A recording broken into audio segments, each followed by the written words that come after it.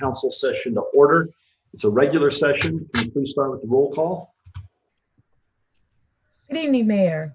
Good Mayor evening. Bagley. Here. Council members Christensen. She's here. She's here. I see her. Council member Hidalgo Faring. Here. Here. Council member Martin. Here. Council member Peck. Here. Council member Rodriguez. Here. And Council member Waters. Here. Mayor, you have a quorum. All right, great. All right, let's go ahead and say the pledge. Who would like to start us out tonight? Aaron, why don't you start us with the pledge, buddy? See how hard it is going first. I did that last week. Oh, that's true. All right, let's go ahead then. All right. I pledge allegiance to the flag of the United States of America and to the republic for which it stands, one nation, under God, indivisible, with liberty and justice for all. Justice for all. That is amazingly hard when those different cadences are in your ear. All right, just a quick reminder, anyone wishing to speak during first call public invited to be heard will need to watch the live stream of the meeting, and the instructions for how to call in to provide comment will be given during the meeting and displayed on the screen at the appropriate times during the meeting. Comments are limited to 3 minutes per person, and each speaker will be asked to state their name and address for the record prior to proceeding with your comments. So let's go ahead and approve the minutes of May 5th, 2020. Do we have a motion?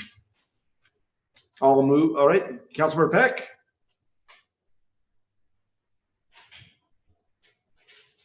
All right, Councilmember Peck, is that a motion? All right, Councilmember Peck, through head nods, has moved approval of the May 5th, 2020 regular session City Council minutes. So moved. Okay, I'll move Second. it, and Councilmember Peck will second it. All right, great. All right, all in favor, say aye. Aye. Aye. Aye. Say nay. All right, the motion carries unanimously. Do we have a motion to approve the minutes of May 12th, 2020? So moved. Second. All right, it's been moved by Mayor Pro Tem Rodriguez and seconded by Councilmember Christensen. Seeing that there's no further discussion or debate, all in favor say aye. Aye. Aye. All opposed say nay. All right, the motion carries unanimously. All right, Councilmember Peck, it sounds like you have a motion to make, but are there also other motions that anybody has? All right, Yes, I have. Peck. Okay, let's go with Councilmember Peck first, and then we'll go with you, Councilmember Christensen. Is that okay? All right, Joan, floor is yours. Thank you, Mayor. This isn't a particularly easy motion to make, and in no way do I cast aspersions on the kids and parents who built the BMX trail on the riparian area at Left Hand Creek. My motion is about the code and the ordinance, which is law, to stay on the designated trail. So Susan, can you put up the sign?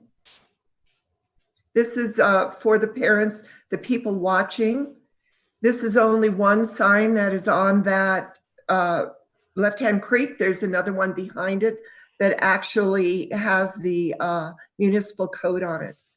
So whether or not a person agrees with this ordinance or code, we still have to comply with it. And there is a process if you want to change it. So therefore, I move to direct staff to reverse the decision to leave the BMX trail on Left Hand Creek open through the summer per Municipal Code 13.20.020.8. This motion is also a directive to the kids and parents who built the BMX trail through Restorative Justice to meet with city staff for education on codes, ordinances, the process to change laws, and a plan to work with city staff to locate a site and the possibility of building a trail within the city of Longmont. Second. All right, it's been moved and seconded by Councilmember Martin. This is just to come back for discussion at a future meeting. We're not making a decision tonight. Any further discussion? Mayor Pro Tem Rodriguez. Thank you, Mayor Bagley. When we do bring this back for discussion, there's two things I would like to see. One, that the restorative justice be specifically for those who can't uphold or follow the municipal code, as in any future violators, if you will. would be subject to municipal code, not retroactive to anybody that may have expressed opinions on it. And that also we be specific about working for a future trail in the same part of town, not just any other part of town. Because Thank you. obviously we've seen a need in this part of town specifically. Thank you. Councilmember Christensen? I would like to emphasize, as Councilmember Peck said, that this isn't to punish kids who just want to have fun and are being very creative. It's to help them work with city staff to do exactly that. And city staff has done this before.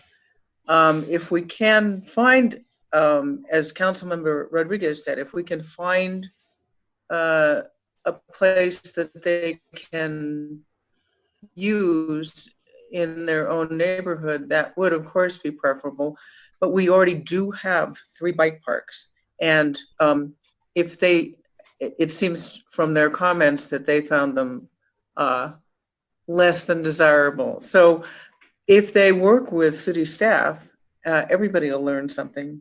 And that's what I would like to see too, is work, have the kids who are very energetic work with city staff to try to improve the bike parks we already have, but also work with restorative justice, because 2 acres and $10,000 worth of damages is a lot for the city. And, you know, we have to balance everybody's interests, and nobody wants to stop kids from having fun. Bikes are freedom, but we have to balance the interests of the city. That's our job. And we also have to uphold the law. That's our job.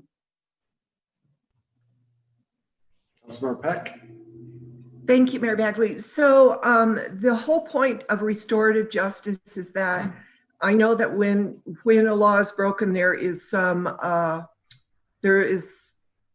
some disciplinary action. And I specifically don't want to necessarily slap the hands of parents or kids on this, but to actually educate them through restorative justice, so that we don't start setting precedents that wherever there's a sign that says stay on the trail or this is off limits, that people start ignoring that. We need to pay attention. And that is my hope with the restorative justice part. All right, I guess I'm going to vote against it. Here, my thoughts are that, again, we are allegedly in the midst of a pandemic that is world changing, and designating city resources to deal with this particular issue at this time, I think is wholly inappropriate. I think that waiting till the fall would be just fine, which is what we've already decided and which we've already talked about doing. Did we take a vote on this before? We didn't vote, Yeah. right? Yeah. So, but we discussed it, and that's what city staff had suggested. Having a 13, 14, and 16-year-old group of teenage boys, oftentimes we talk about how hard this quarantine / safe shelter at home issue has been for adults. Our kids, as so often is the case, I think it's lost in all this. They're dealing with depression. They're dealing with things to do that, or not having things to do. They're stuck inside playing Fortnite and Xbox and arguing with their parents and not seeing their friends. And it's bad. It's a bad time for everybody. And so, yes, I agree that this shouldn't have been built there, but it's been there for a while, and I would question the timing. And then, but that's just my opinion, but I also vehemently object to a city council anywhere, in this case ours, dictating to the city manager or the chief of police how they should enforce a law. I think it's inappropriate. If someone breaks the law, it's up to the city. It's up to the chief of police and how they go about enforcing it, whether they press charges, whether they do restorative justice. I don't think city council should have anything to do with how Chief Butler decides to move forward with this. All right, Councilmember Waters. Thanks, Mayor Bagley. Just so I'm clear, all we're voting on is to bring something back, right?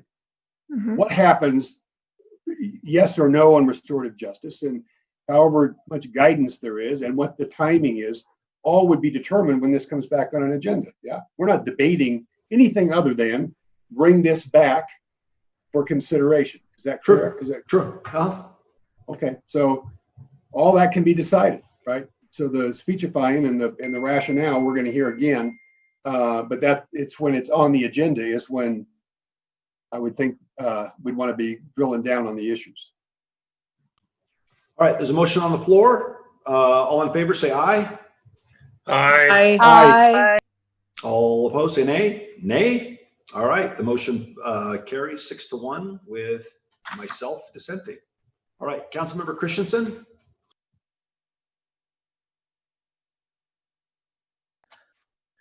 I want to bring up something that we have talked about for several years. I've been unhappy with since I've been on council. Councilman Waters was very unhappy with it since he started. And this has to do with the way council deals with board and commission interviews. I think we need to have a Saturday discussion for an hour and just sit down and discuss what we would like. What we cannot do is simply ignore it and not come, because our job is to come to city council meetings and do all the things that city council members are supposed to do. But we do need to have a far more organized methodology, as Councilman Waters has talked about and as I have talked about. We need to codify some questions that we ask each candidate for the same position, just as is usually done in any kind of hiring process. Granted, these are volunteers serving on boards, but nevertheless, they do work, and they should be treated with respect, but they also need to have a fair process, so everyone's getting the same question. And then we need to afterwards be able to sit down and talk briefly about our opinions, rather than just show up at city council 4 weeks after we've interviewed them and vote on something. That isn't the way normal people hire people or choose people. And I just think we should have that discussion for an hour or an hour and a half. Let's limit it, otherwise we'll go on and on and on and on. Just have a discussion, a Saturday morning, coffee and donuts, and hash out what we want. Because what Councilman Waters says is exactly right. This is not a normal hiring process. And when I was at CU, we did this any number of times to hire people, and we've all been hired, and we never went through this. So I think we need to have a discussion about how to evaluate it. So I would move that we have a Saturday morning discussion of no longer than 1.5 hours on discussing the protocol for board and commission interviews. Do I have a second? Second, and I have a remark. Okay. All right. Just real quick, Harold, is this currently set for a city council agenda? Because I know I asked it to be put on the agenda. And if so, when? Don, can you come in on that one? I know it is. I just didn't know when. Mayor Bagley, we were going to put that on the 6-2 agenda. So next Tuesday, next week. Right.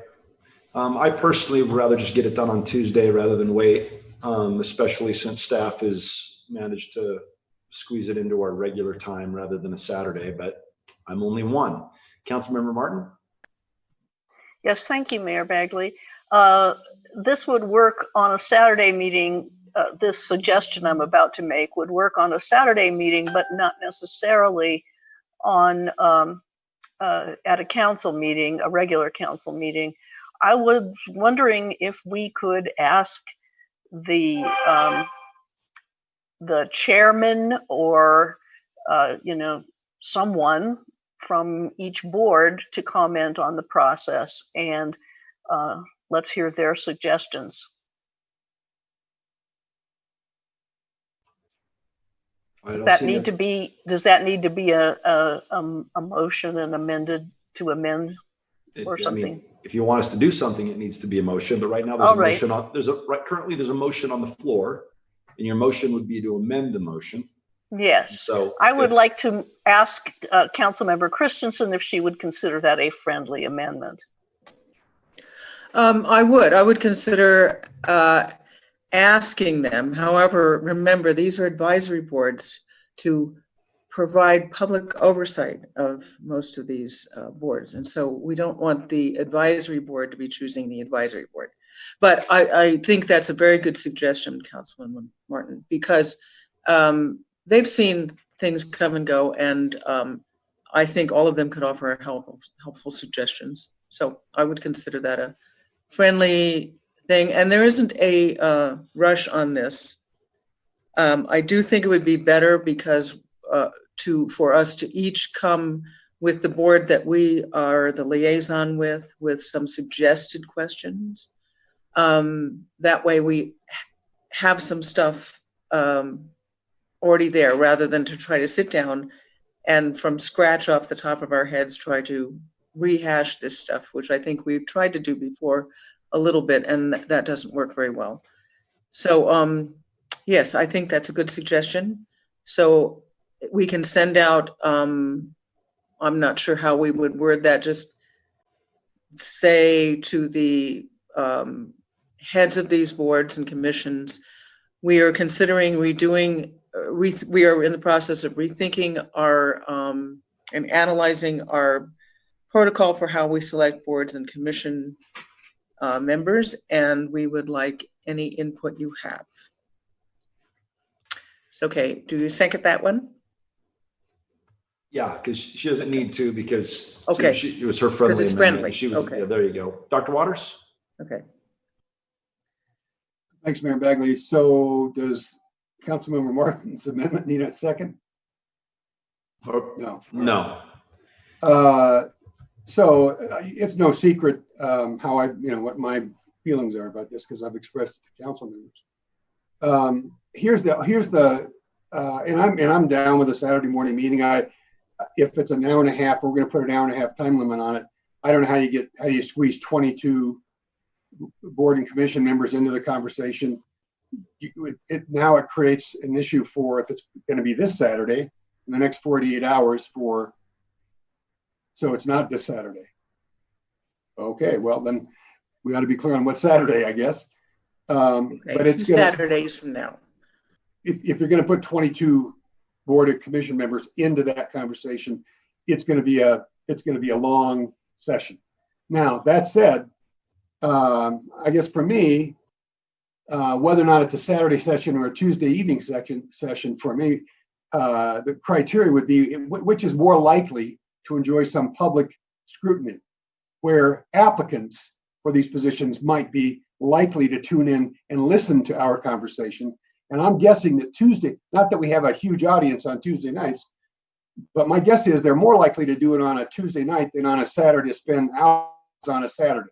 But I do think we owe it to the applicants for them to hear the conversation, to know what's expected, or what they could expect of us, what kind of standard we're going to hold ourselves to, the criteria and the protocol we're going to use, especially if it's virtual interviews, and that should enjoy as much scrutiny of applicants as they would like to bring to it. And so the question is that more likely Saturday or Tuesday, and then how much time are we willing to spend listening to input? I'm certain it would be rich and valuable input. We don't have very many options here, and I'm for me, it's not a big puzzle about what I think we need to do to raise the standard and approach this in a way that demonstrates the respect for the people applying and the work that they do in the boards on which they serve, that what we do honors that. And I think how we approach this should reflect that respect for that process. And I don't think it's a big question about what that means for us. So what I'm saying is, whenever we do this is fine. I think Tuesday night would make more sense than Saturday morning, especially if we're going to spend a half a day in it, which we likely would with 22 board and commission members participate. Councilmember Peck. Thank you, Mayor Bagley.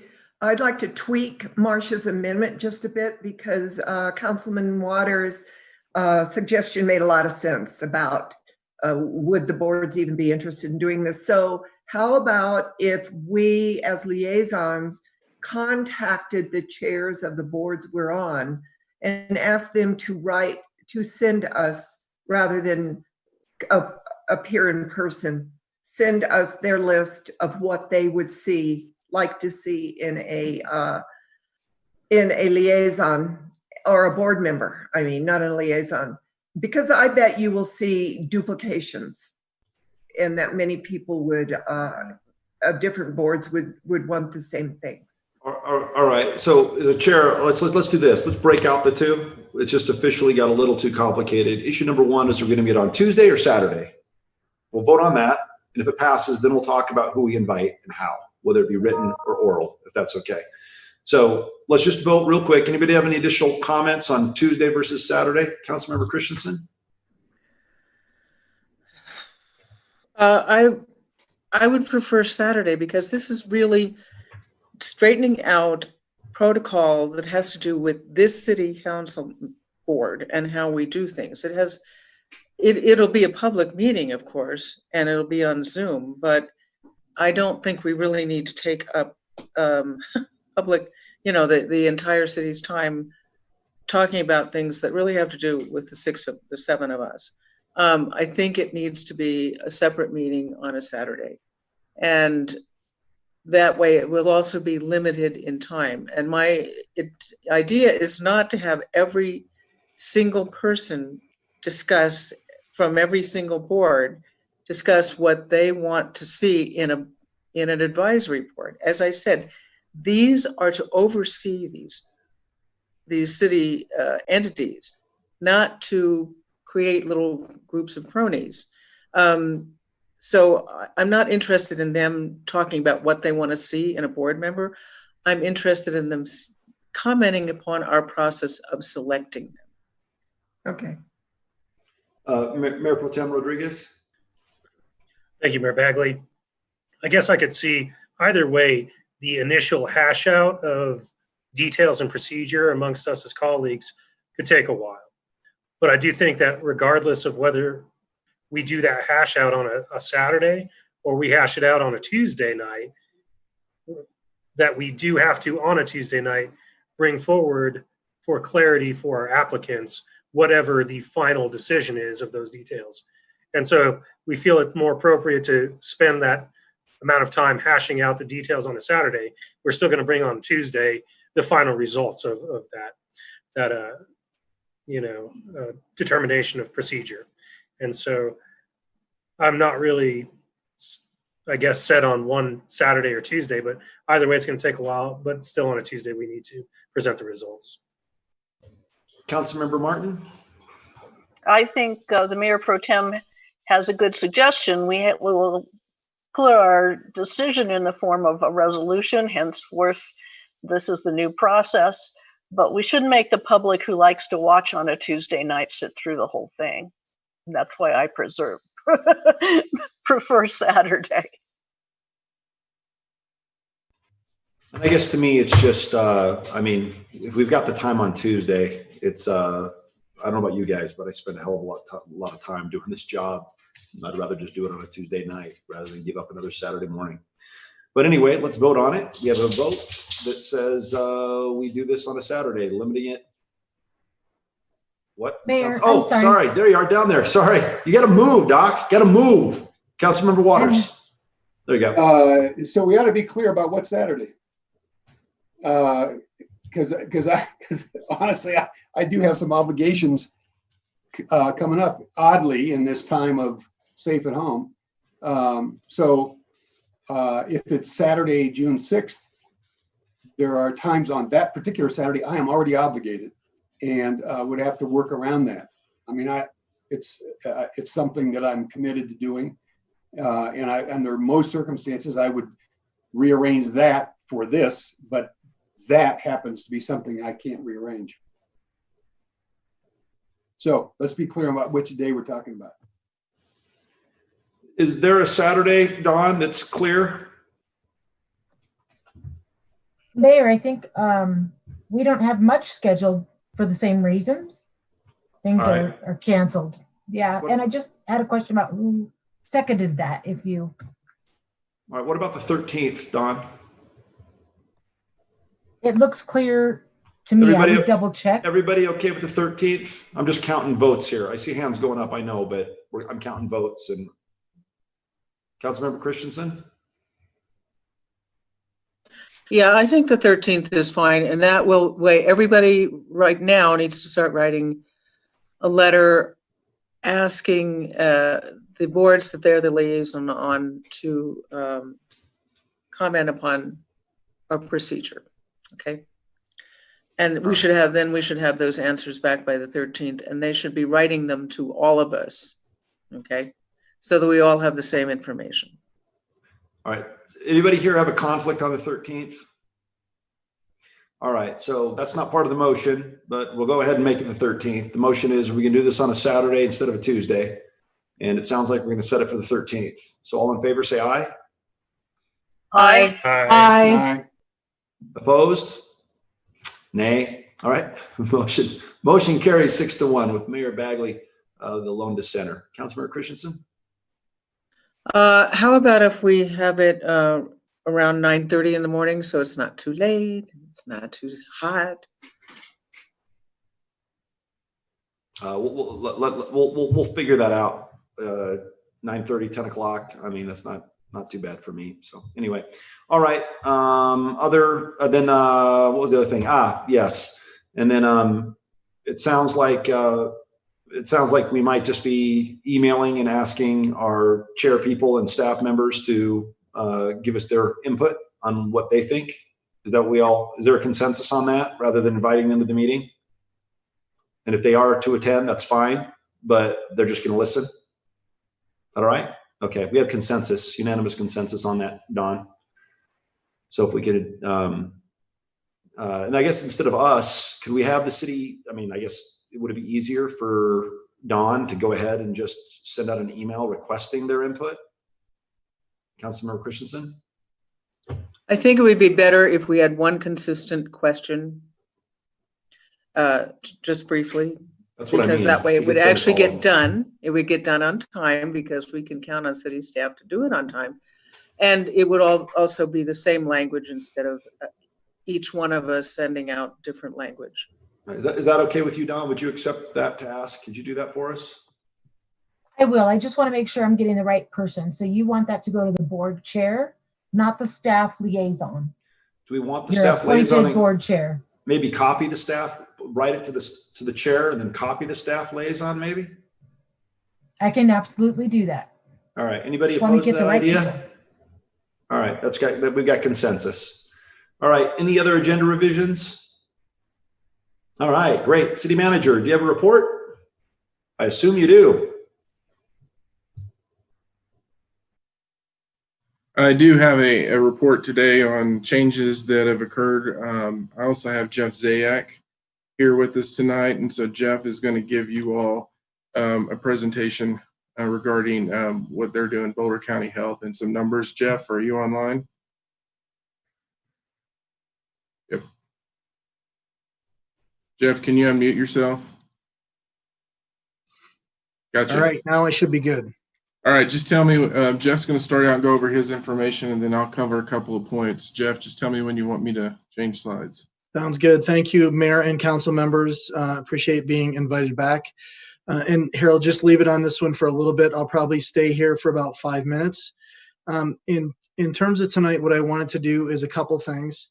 Just provide an overview of county trends and what we're seeing in our data so that you can Jeff, see. Yes, Excuse me, 1 minute. sure. We're not seeing anything. All right, thank you. Okay, great. And again, you can just leave it there for a second, Harold. But what I want to do is go over county trends and show you the data that we've been tracking, and then just do a brief update on the orders themselves and what's changed.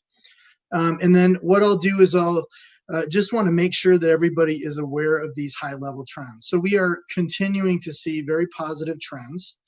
Overall, we're seeing decreasing cases in the county right now. And as testing continues, we do expect that cases will increase. We have not yet significantly expanded our testing, but we do have a community-wide testing plan. We've been able to get some tests and test supplies. So we expect that testing will start to expand as we move into the next couple of weeks. And when we do that, we'll expect to see some increases in cases. We are continuing to see decreasing COVID-19 hospitalizations, and our hospitals still continue to have great capacity for surgibility, and certainly can meet all the current needs that they have. And I'll go over a couple slides once we get into that demonstrates that as well. As I had noted, testing capacity is slowly increasing. We've been working with Salud, UC Health, Longs Peak is doing community-wide testing, and we are really appreciative of the efforts that those folks are putting in place. And we do have some urgent cares as well doing some community-wide testing as well. So again, from the data standpoint, we're really looking pretty good, and I'll go through again some of those slides in just a second. Just a reminder, until we have a vaccine or a widely available treatment, we're going to continue to stress the need for the social distancing and face coverings where it's hard to maintain that social distancing. And I would so much appreciate it, and Longmont's have been great, but just continuing to share that focus and messaging. I know you all have been working with our public information officer really closely. I appreciate that. And that's going to help us make sure that we can continue to build back our businesses and our economy, and do that in a way that keeps people safe. The worst things that we can do is to have large gatherings, not follow social distancing. And we saw an example of that with what happened at Boulder Creek a little over a week ago. That we don't want to do that, obviously. That again puts our society, our economy, and our businesses, as well as our most vulnerable people in our community, at risk. So that's the kind of thing that we definitely want to stay away from. And we have to remember too that not everybody shows symptoms of this disease. So we could have people that are in a gathering like that who are positive, who could spread the disease. That could be spread to somebody who is more at risk, and they end up having symptoms and exposing other folks. So it's important to really focus on that social distancing. And it's definitely up to every one of us to continue to push that and keep our economy and our society moving in the right direction. So I appreciate all the support for that as we continue into these next weeks. And then just a quick update on a couple orders. So the Board of Health approved an extension of our existing county face covering order that expires actually this evening. And we're extending that to June 30th. And we conducted a survey of 375 of our businesses, gathered feedback on the face covering order to gauge the level of support we were seeing from businesses and what they were seeing on the ground in their businesses relative to social distancing and people wearing face coverings. So that was really helpful for us to see.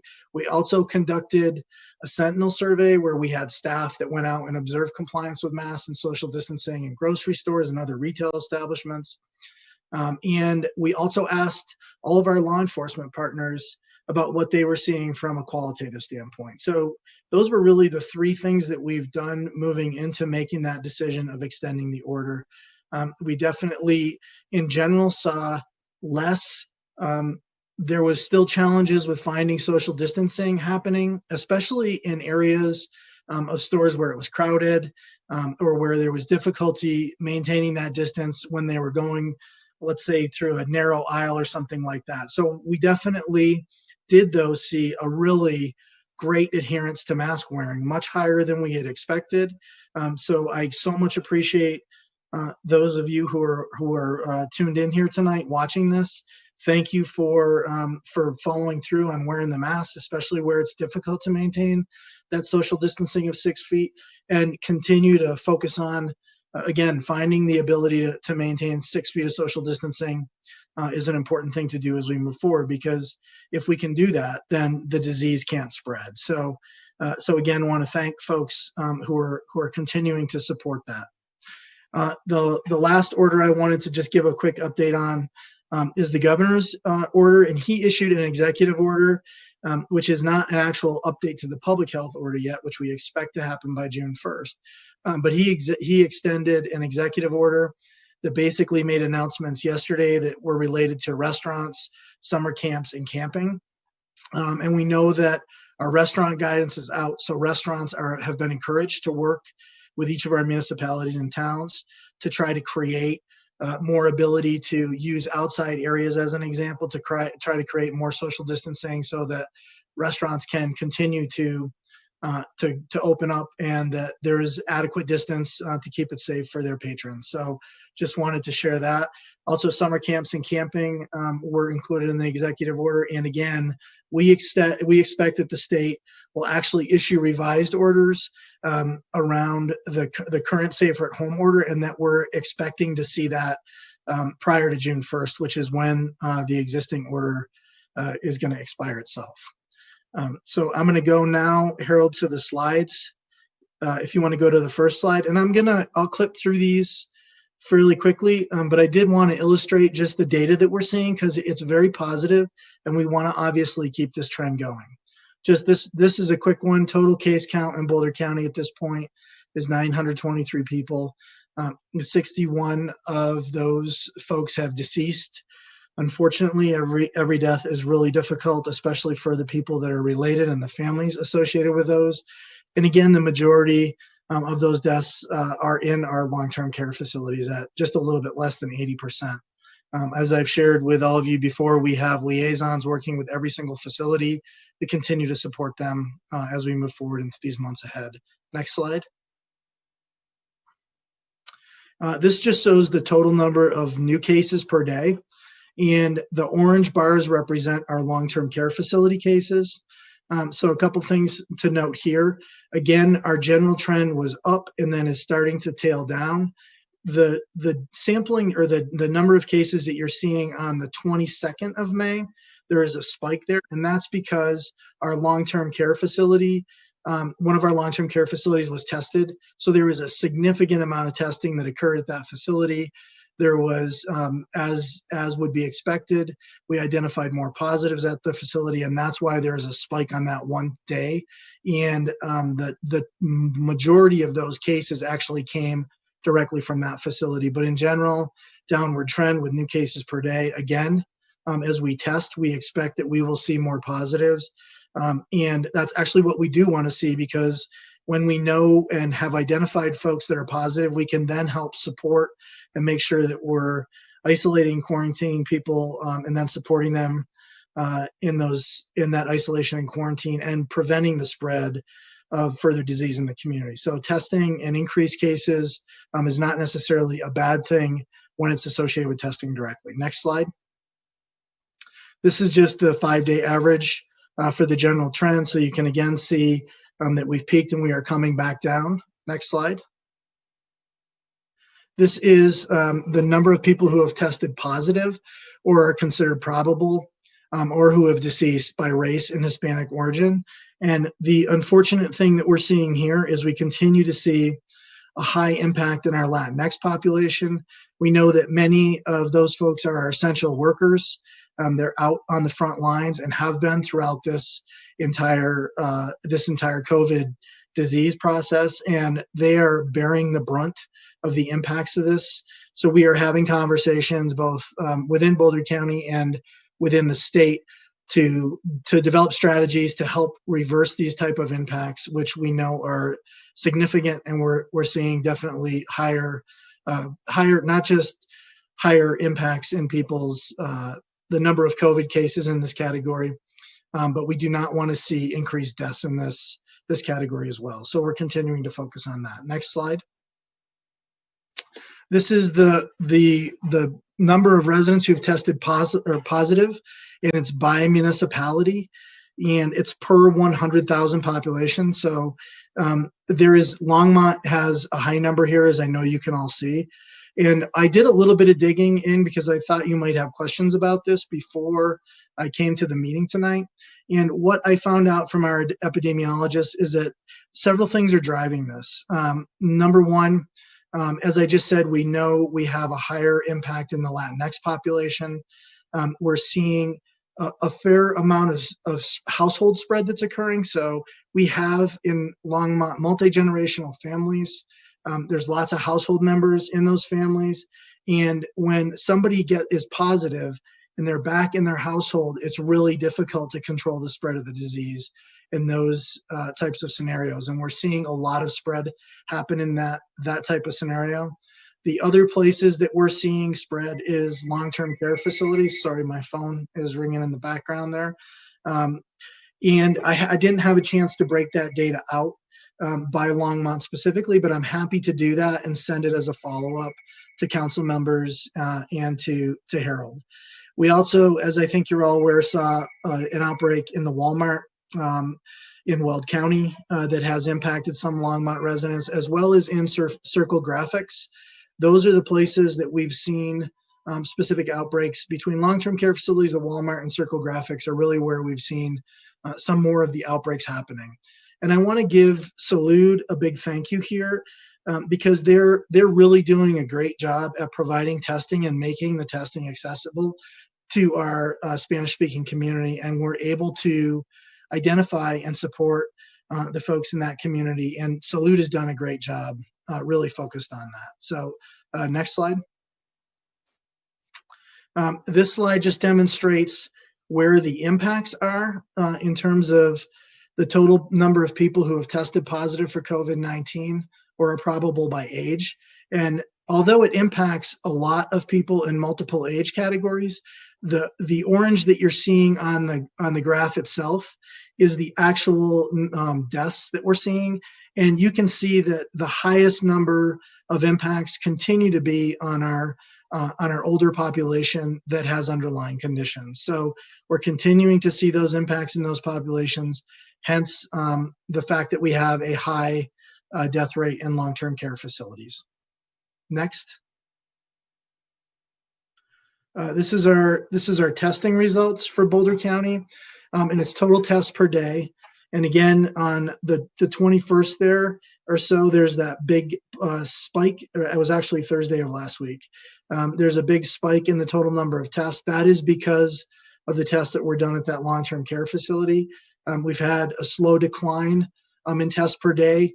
Part of that is because they're not tests that are offered every single day. So you see spikes throughout the graph, and those are times when community testing is made more available. As I said before, we just received a large number of tests. We expect that those tests will go up in our community and that we'll continue to see some more positives associated with that. Next slide.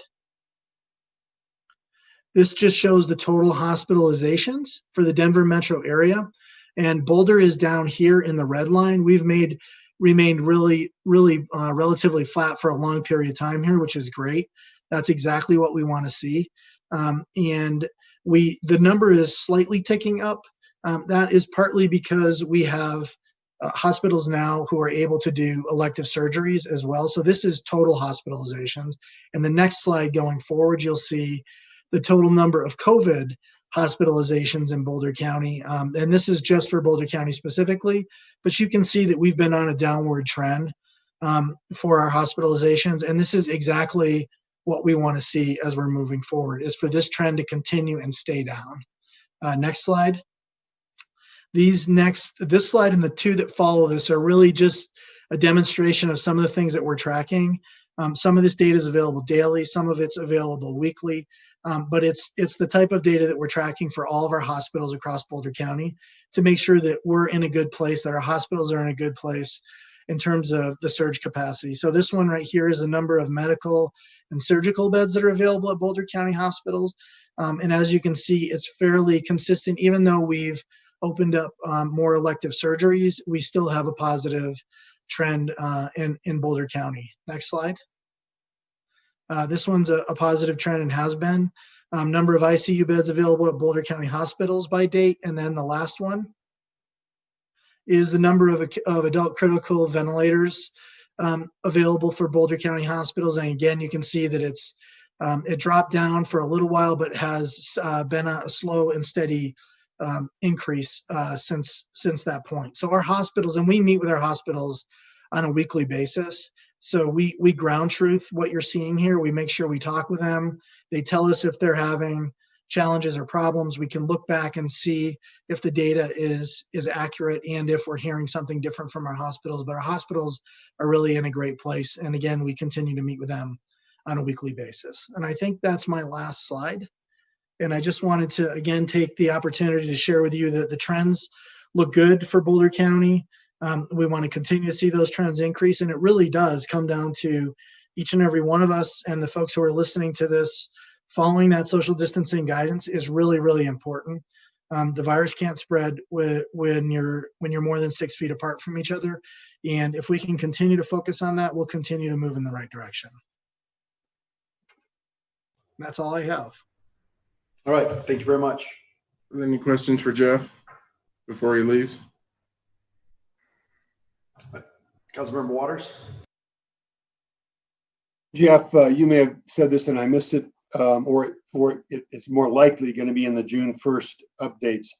But any speculation or forecasting about pool, softball, baseball, other kinds of team sports when there would be some movement in terms of what can happen and what the parameters would be?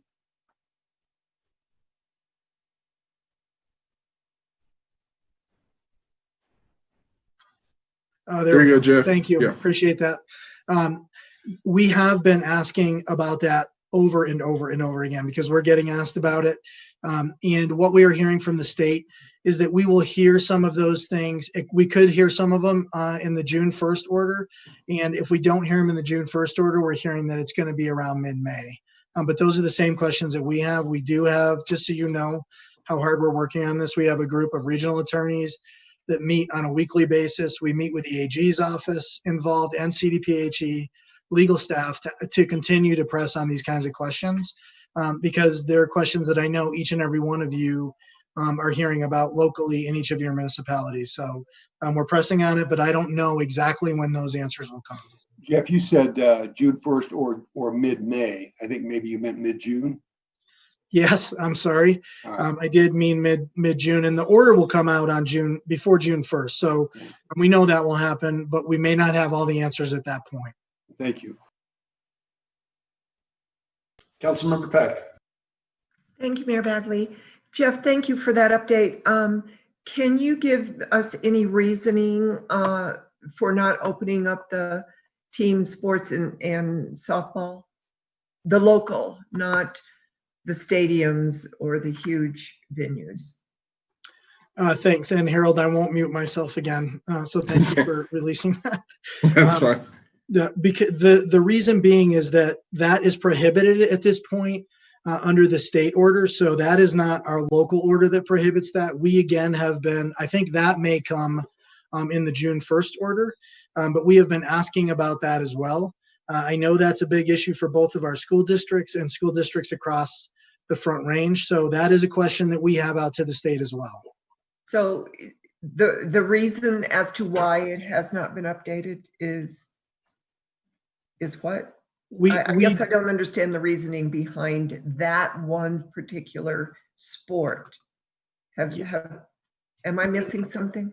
No, I don't think so. And when you say that one particular sport, you mean Baseball. sports? Sorry, I'm sorry. Can you say that again? Baseball locally. Okay.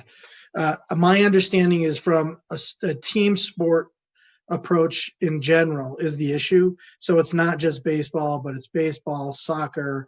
It's any team sport where you're bringing a lot of people together and potentially having close contact or even contact with people around that type of thing. So that's my understanding from the state is that their concern is obviously that they don't want this. They want to open things slowly and they don't want to move things too quickly because none of us on this call, none of us across the state want to go backwards.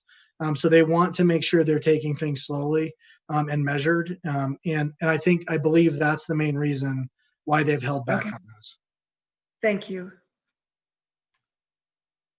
Well, I guess what I'm hearing is, our hospitals still remain clear, right?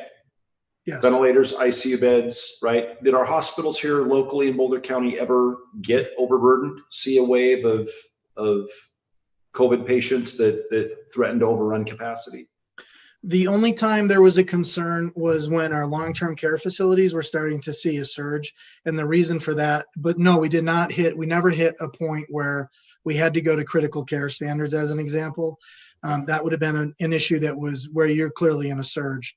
Right. I mean, the only challenge they had from a hospital standpoint was the concern that with so many long-term care facility people being hospitalized, they're typically on vents longer, they're in the hospital for a much longer period of time.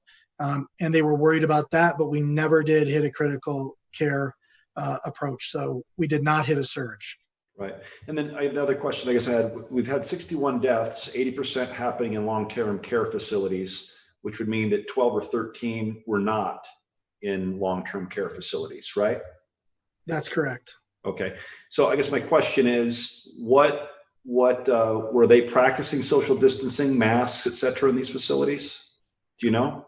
Yes, they are. And part of the challenge is early on, some of these facilities, some of the disease got into these facilities early on before we knew as much about the disease as we know now. And once it was in the facilities, it's really difficult to control, which is why you see the state now saying they're going to test all the asymptomatic facilities, largest to smallest, because they want to prevent it from getting in the facility itself. And that's actually why they passed that.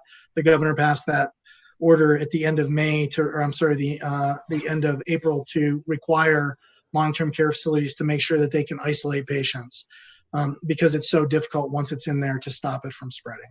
Okay. They do wear masks. Our long-term care facilities have worked really hard to try to control the spread. None of them obviously want to see this happen. Okay. All right. Councilmember Martin. Thank you, Mayor Bagley. I wanted to know, in terms of the hospitals never having exceeded capacity, would that have been true if we had not deferred elective surgeries and other non-critical admissions, or were we home free and we could have kept doing business as usual? We would have been, so if you look back at, we have a little dashboard indicator. That's not the graphs I showed you, but it's like a little dial that shows red, yellow, green. If we had elective surgeries in place, plus we had the COVID and we were at the end of the flu season when this started, we probably would have pushed some of those indicators into the red area. And it would have been, but I don't think we would have hit a surge. I haven't evaluated that data to see if that would happen, but we were on the verge. We had a few that were yellow and close to the red at times. And I think if we had elective surgeries happening, plus that happening, we would have been closer, but I don't know that we would have been in a surge that we would have had to move to critical care standards on. All right, Jeff, thank you so much. You do good work. We appreciate all your work and effort. And I wouldn't have wanted your job over the last 2 or 3 months. So you're handling it like a champ. We appreciate it. Well, thank you, Mayor. I appreciate all of you, and thank you, council members. All right. We're good. Good Harold, to go. do you have anything else? I do.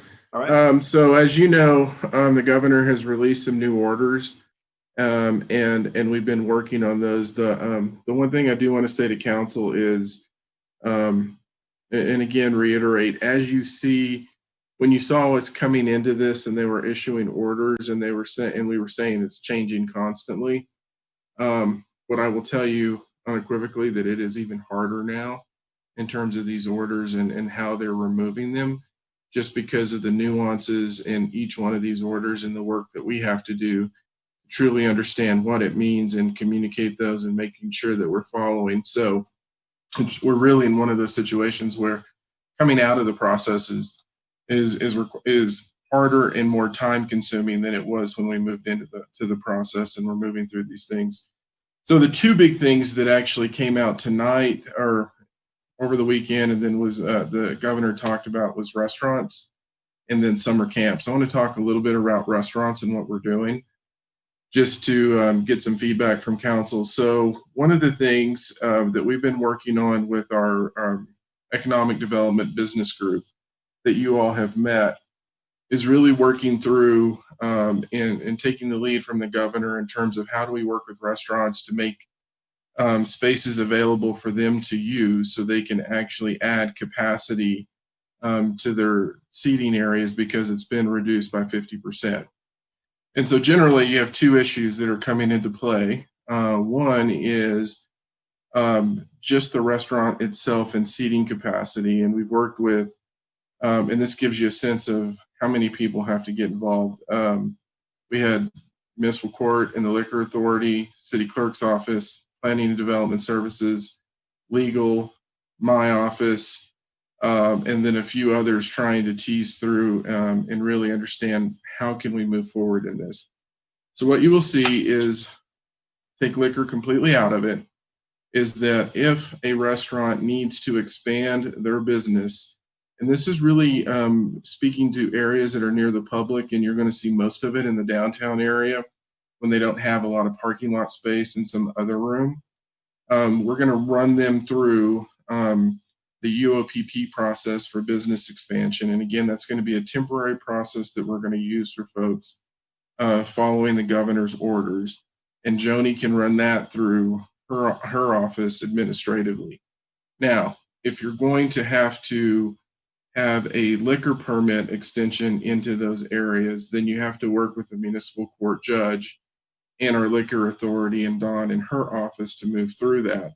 And talking to the judge, we're going to move through those because of what they've done with the Liquor Enforcement Division and waiving those hearing requirements. We've created a form where folks check off saying, we want to waive that requirement, and they're going to look at those administratively. And the whole intent of what we're trying to do is actually to move these businesses through the process as quickly as they can so that they can become operational and maximize their seating capacity while it's been reduced indoors by 50%. And so that's the direction that we're moving on.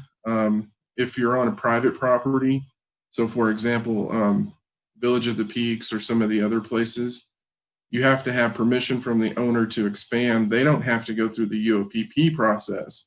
But if they go through the expansion component in terms of the liquor laws, they have to show that they have the authorization of the property owner to expand in that area.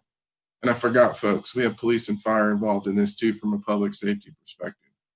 So at this point, what we wanted to talk about, and based on what we heard from the state, what the governor was saying in terms of working with folks, that we continue pressing forward to streamline this process to the best of our ability. So that's what we're doing at this point as staff. I wanted to throw this out to you because, again, it's moving quickly, to see if you all had any questions regarding this process. All right, Councilmember Martin. Quick one. What's UOPP? Use of public places. Sorry. I'm stuck in acronym world these days. Any questions or concern about the approach that we're talking about?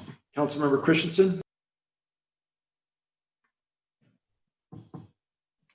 Harold, I think this is a wonderful idea. It's really, as I think everybody knows, restaurants operate on a very, very small profit margin. So when you tell them, well, you can open again, but you can only be at 50%. Well, they can't even afford to open, really. So if we can expand their use of public space, that's really useful. And I just wanted to share too a little bit of what, Louisville has these, they expand onto the sidewalk in the summertime. Mm-hmm. We've all been there, which is very cool and a very good community thing. The way that arose, because one of the city council members who initiated that was up in some mountain town, and the restaurant was full, and there was a guy out in the parking lot who he just took his food outside to eat, and he saw a pallet, and so because the parking lot was muddy, so he flapped the pallet down, and then he grabbed a chair that was around and sat on it, and she thought, we can do that. And so she got people to contribute pallets. She got Home Depot to give a reduced supply of lumber, and that hardened it up and made it something suitable that you could also disassemble when there was no longer a need for it. I'm just thinking, is the fastest we can get these things through and the most innovative use we can make of various resources is what we should be doing. And so thank you for doing all this. It's a lot of people to get together to expedite it, but it should help everybody. Thanks. And if I can be clear, I want to really give a big shout out to, the DDA in Kimberly, the Latino Chamber of Commerce, the Chamber of Commerce, LADP, and all of those folks, because there's a lot of individuals and then the restaurant owners themselves in communicating with this. There's a lot of folks that have really come together quickly on this. And so I wanted to give a shout out to all of those folks doing a lot of hard work to move this through. All right. You have a Councilmember Peck. Thank you, Mayor Bagley. Harold, I don't know if you are looking for suggestions or whatever, but I always have input. Downtown, would it be possible to use the alleyscapes as well for extra seating? Because not only would that be attractive on those red bricks, but it would really expand it as well as the sidewalk out front. And in Harvest Junction, the right angle parking that is, for example, up next to Pinocchio's and Panera, they've got such huge parking lots there that are never really full, that if we could just take those first right angle parkings next to the buildings for Tokyo Joe's or even next to Tokyo Joe's and the coffee shop. Red Frog is that huge space that really is never used. It would be an incredible outside eating area forever. So I really appreciate what you're doing, and any way we can expand this eating restaurant capacity, I'm all in favor of. So great suggestion. So yes, we are looking at the alleyways. In addition to the sidewalks, looking at parking, is there the potential to use some of the parking lots in certain areas? It depends on what each individual location has. And then working, I want to reiterate, working with, so the example that you used of Harvest Junction, working with the owners of those properties to ensure that they can work with their tenants that have these businesses so that they can give them the necessary approvals they need so they can move through the process. In that case, it would only touch us from a liquor authority perspective, but they still need the approval of those property owners. This is first phase. We knew it was coming and we had to move quickly. There's some good ideas coming out. We have to engage in conversations with CDOT about, do we look at, Main Street, and this was really something Kimberly talked about. Can we look at Main Street, certain days or a day on a weekend or something to where we could do that sort of like festival on Main, but they can use that for capacity. So there's a lot of these ideas coming, and I know we'll bring more to you all, but I wanted to bring this one to say, this is what we need to do now in order to facilitate their opening as quickly as possible, to make sure you all were, in line with this as we were moving in this direction. But definitely you'll be hearing other creative ideas coming forward. Great. Keep up the good work. Thanks. The other thing that I wanted to touch on, you heard summer camps, and we're starting to talk about this. To Jeff's point and some of your questions about what does this mean in terms of sports summer camps, those are questions that we fed in, once again, based on the information that we've seen. Again, the nuance in the summer camp piece, I was on a call this afternoon, so if it's an indoor camp, it's 10 people, but if it's outdoor, it's 25 people. And then we also, I talked to Karen about wanting to really find out via some type of survey mechanism to see how many parents would actually enroll their kids in a summer camp. We're seeing different trends right now in different communities. Some are not wanting to do it, and in other communities they are. So we really want to understand what that's going to look like for us. And so to let you all know, we're just plugging away at that to get more clarity, and we'll be updating you on what that looks like for our community. I had a couple of talking points. Jeff covered them. Jeff did a great job covering that information.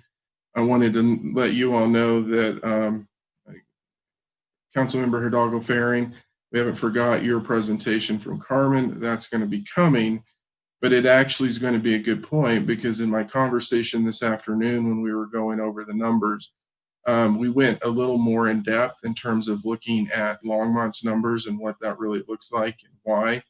And they're going to be breaking those down for us. And then we're actually going to create, I'm not saying create, we're going to enhance our partnership that we have with them now to really understand what's happening in those numbers so that we can be more targeted from a public information standpoint and a community involvement standpoint, of which we're going to be involving all of our cultural brokers in various aspects of the community once we start getting more detail. And so that's a follow-up for me and some of the others on our team in terms of really looking at that and what we're going to do specifically related to those numbers. But the one thing that did come out in that meeting today was that while we looked different in terms of numbers as a community in the past weeks, we actually now are looking a lot like the other communities in terms of the numbers. So there has been a shift in our community. But again, I think it's really managing social distancing, the face mask component. I know we have the ability for me to extend that to Weld County. I will tell you all we're evaluating it and watching it, but what I saw this weekend, at least what I'm hearing, is that our folks did really well. And so if there's not a need to do it, I'm not going to do it. But if I get different information from our folks at Union and Sandstone, then I will obviously need to make the necessary decision on that. But right now, it seems like everyone's really respecting that, even in those areas. But if I hear more, then I'll take the appropriate action. All right, thanks, Harold. Anything else? Any other questions for me?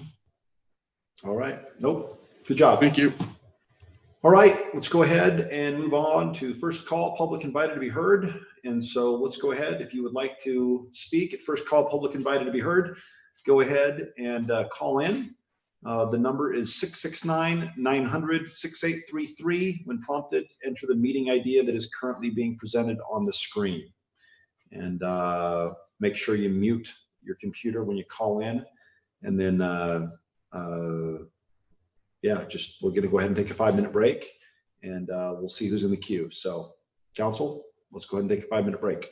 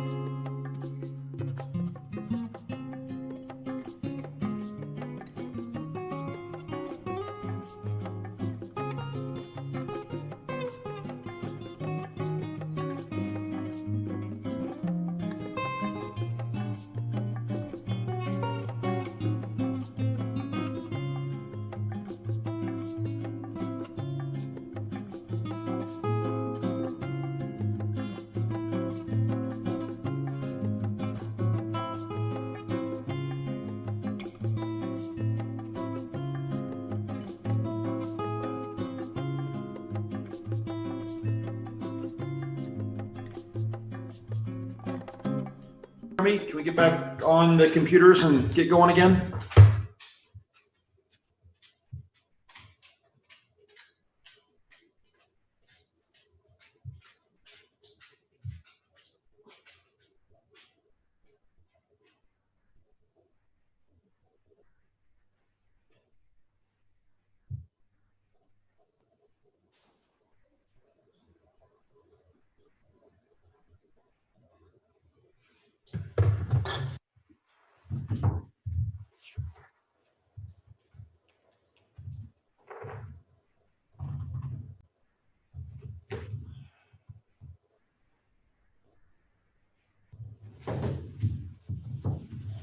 All right. I don't see Aaron. We'll wait for Aaron.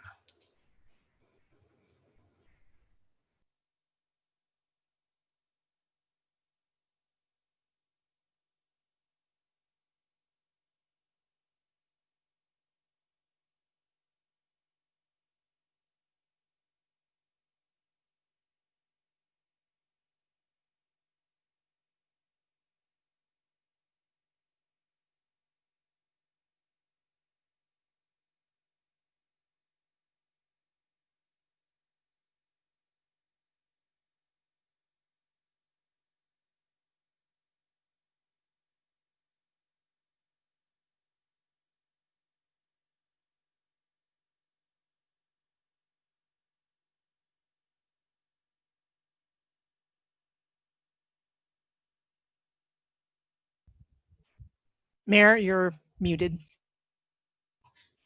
All right, Aaron's back. All right, let's go ahead and do public invited to be heard. Susan, do you want to read off the phone numbers, please? Of course, Mayor. We've got, looks like 4 guests this evening. So the first guest, I will be unmuting you. Your telephone ends in 637. Go ahead and give us your name and address before you begin. 637. Hi. Hi. Yes. Hi. My name is Pearl Spinharney. And did you say my address? I'm sorry. Yes, please. My address is 1910 Spruce Avenue, Longmont, Colorado. Thank you. Go ahead. And I sent all of you letters in regards to what I'm calling in about tonight. So good evening, council members. I'm calling in regards to short-term rentals within the city of Longmont. And I want to state my frustration in having one in my backyard as my backyard neighbor.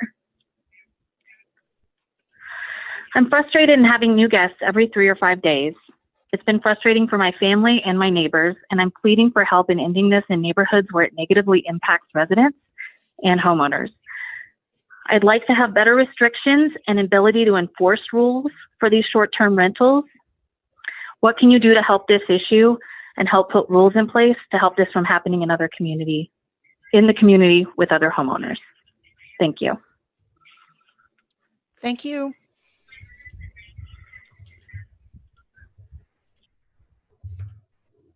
For the record, that was textbook right there. All right, do you want to go next? Yes, Mayor, the next caller, your telephone ends in 820. You've been unmuted. Do you hear us? Hi, can you hear me? Yes, we can. Go ahead. Please state your name and address for the record. Hello, my name is Catherine Baylog, and I live at 1920 Spruce Avenue. I'm calling in today for a plea for help. Back in March, the house behind us at 1883 Arapahoe was bought, and at the end of April turned into a full-time Airbnb short-term rental property. The house sits on a hill above our backyard and has decks on the 2nd and 3rd story which overlook our backyard and house. When the guests are in this backyard or up on the decks, they can see most of our backyard and our neighbor's backyard. When they speak, it becomes a stadium in our backyards where we hear everything that is said and it echoes. This has become a nightmare for my family and our neighboring family whose backyard also backs up to this home's property. In this short time that the house has been rented out as a short-term rental property, things have happened that have made us feel violated, unsafe, and feel we have no privacy in our own backyards. Every time the guests are up on the decks, we can see them looking at us and on numerous occasions talking about us. On numerous occasions, as our children have played in our own backyards, they have been made fun of and taunted by children of different parties from the decks, making them feel extremely uncomfortable, which prompted them to get embarrassed enough to come inside. On numerous occasions, guests' constant smoking cigarettes and pot have made our backyard air intolerable, which has forced us to go inside. On numerous occasions, there have been drunk, slurring, yelling guests all day and night up until midnight. On 2 different occasions, we have heard the guests say loudly, "We're on vacation. We don't need to be quiet for the neighbors." We have wanted to call the police on many occasions, but are afraid that the drunk guests will retaliate and do something to our backyards. My husband and I have worked very hard, him as a firefighter and myself as a teacher at a local elementary school, to be able to afford our house, which we believe is our forever home. Having what we feel is a hotel in our backyard has made us emotionally upset, and we are considering selling our forever home so we don't have to deal with our lives being affected by this situation anymore. City Council, what would you rather have in Longmont? A family who works hard and very hard to be neighborly and takes pride in their home and community, or an investor whose sole purpose is to run a money-making hotel in the middle of our quiet community and does not care about the neighbors or the integrity of the community? I'm asking for your help. I am asking you to please reconsider the Airbnb laws in the city of Longmont. Airbnb was made for family sharing of a house. This house behind us' sole purpose is a money-making hotel. We don't live in a resort community. We live in the middle of a quiet neighborhood. Why is it that when I look around my street, everyone else's house is quiet and neighborly, and when I look out in my backyard, I have new people every week on vacation? Safety and noise levels. Would you please consider changing the rules so we do not have new neighbors every week that we don't know watching over our children and us, partying on their vacation, and help make our backyards and lives private and safe again? Please consider changing the laws so houses can only be rented out maybe once in a 3-month period or something like that. Thank you for your time. All right, thank you. All right, next. Mayor, our next caller, your number ends in 975. I'm going to unmute you. If you can please state your name. Do you hear us? Yes, I can hear you. My name is Thomas Fanring, and I do also live 1920 Spruce Avenue. Thank you. I am the husband of Catherine, who just talked to you, and I would like to confirm what she has been talking about, and I would just like to reiterate the frustration that we've been dealing with ever since the property in our residential neighborhood was purchased in March and has turned into a full-time Airbnb. And it feels like we live very close to a mini hotel. And the situation is unique because the property I'm talking about has a rooftop deck, and we're here somewhat on a hillside, and it's basically we're dealing with new people every couple of days that basically watch us and our neighbors and our children every day, and it's become an issue not only because of them watching us, but we've had numerous instances where people have made fun of our children, and I've had my 6 and 9-year-old daughter come inside uncomfortable and feeling unsafe, not wanting to play outside anymore. I've had my family come inside and not being able to spend time in the backyard because there was a strong smell of smoke of cigarettes and pot in our backyard. We've had instances of parties going on all night. And I've had to deal with, me being at work and working 48-hour shift work with having my wife calling in tears and telling me situations where she doesn't feel safe at our home anymore. And she's afraid that the party in our neighbor's backyard gets out of control. And it's been very frustrating, and I would like to express that. And I would like you to revisit the laws and regulations of the Airbnbs currently, because I do feel there's quite a few loopholes in these regulations, especially the one that we're dealing with. The person that purchased the home lives in Boulder, works in Boulder, and purchased this property as an investment only, it seems. And per Longmont law, in order to do a short-term rental, you have to live there 180 days a year, but who can prove that that person lives or doesn't live there half the year? I'd like to quote Don Hermson from the Code Enforcement Department, and quote, he said, unfortunately, this is one of the most unenforceable sections of our code, as we would have to prove that he spends more than 180 days of the permit term not staying at the property before we could do anything, which is not something we have any capability to monitor. End of quote. So basically, that law that you have to stay at the house 180 days a year is pretty much, it's easily bypassed. And then he also mentioned that the person who purchased the property mentioned that, well, if he decides to not live there for the next 180 days after renting it out short term, he could just put his mom on the title as a co-owner, and then he could again, and she lives in Longmont, and then again she could they could rent out the property along short term, which does clearly some loopholes. And I would like you to reconsider these laws and regulations in order to protect the neighborhoods and the residential neighborhoods and their feel and characteristics. All right. Thank you very much. Thank you, sir. All right. Next. Mayor, we have one last guest. Your phone number ends in 370. I've just unmuted you. If you could please state your name and your address for the record. Caller 370, do you hear me?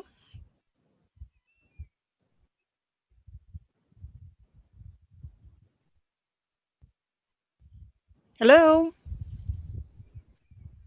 All right. If you're actually on the line, why don't you go ahead and come in? You're the last one left. No, that was the last guest that I put back in the waiting room. That caller has already spoken. When people are done, I put them back in the waiting room, and I hope that they just hang up on their own. If I remove someone, they can't come back into the meeting. Got it. Okay, cool. Then we're done.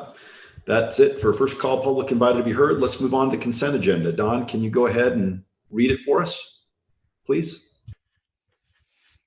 Yes, I can. Mayor, item 8A is Ordinance 2020-25, a bill for an ordinance making additional appropriations for expenses and liabilities of the City of Longmont for the fiscal year beginning January 1, 2020. Public hearing and second reading scheduled for June 16, 2020. 8B is Resolution 2020-44, a resolution of the Longmont City Council approving the intergovernmental agreement between the city and Boulder County for the 2020 Financial and Housing Counseling Program funding through the Community Development Block Grant Program. 8C is Resolution 2020-45, a resolution of the Longmont City Council approving the intergovernmental agreement between the city and Boulder County for parenting education services. 8D is Resolution 2020-46, a resolution of the Longmont City Council approving the fiber use license intergovernmental agreement between the City of Longmont and Platte River Power Authority. 8E is Resolution 2020-47, a resolution of the Longmont City Council approving the intergovernmental agreement between the City and State of Colorado Department of Transportation for design of the Kaufman Street Busway. 8F is Resolution 2020-48, a resolution of the Longmont City Council approving the Collaborative Water Efficient Landscape Grant Program intergovernmental agreement between the City of Longmont and the Northern Colorado Water Conservancy District. And 8G is Resolution 2020-49, a resolution of the Longmont City Council authorizing loans from fund balance in the city's Fleet Fund to the DDA Construction Fund and the DDA Arts and Entertainment Fund, providing for repayment of the loans from the DDA Tax Increment Income Fund.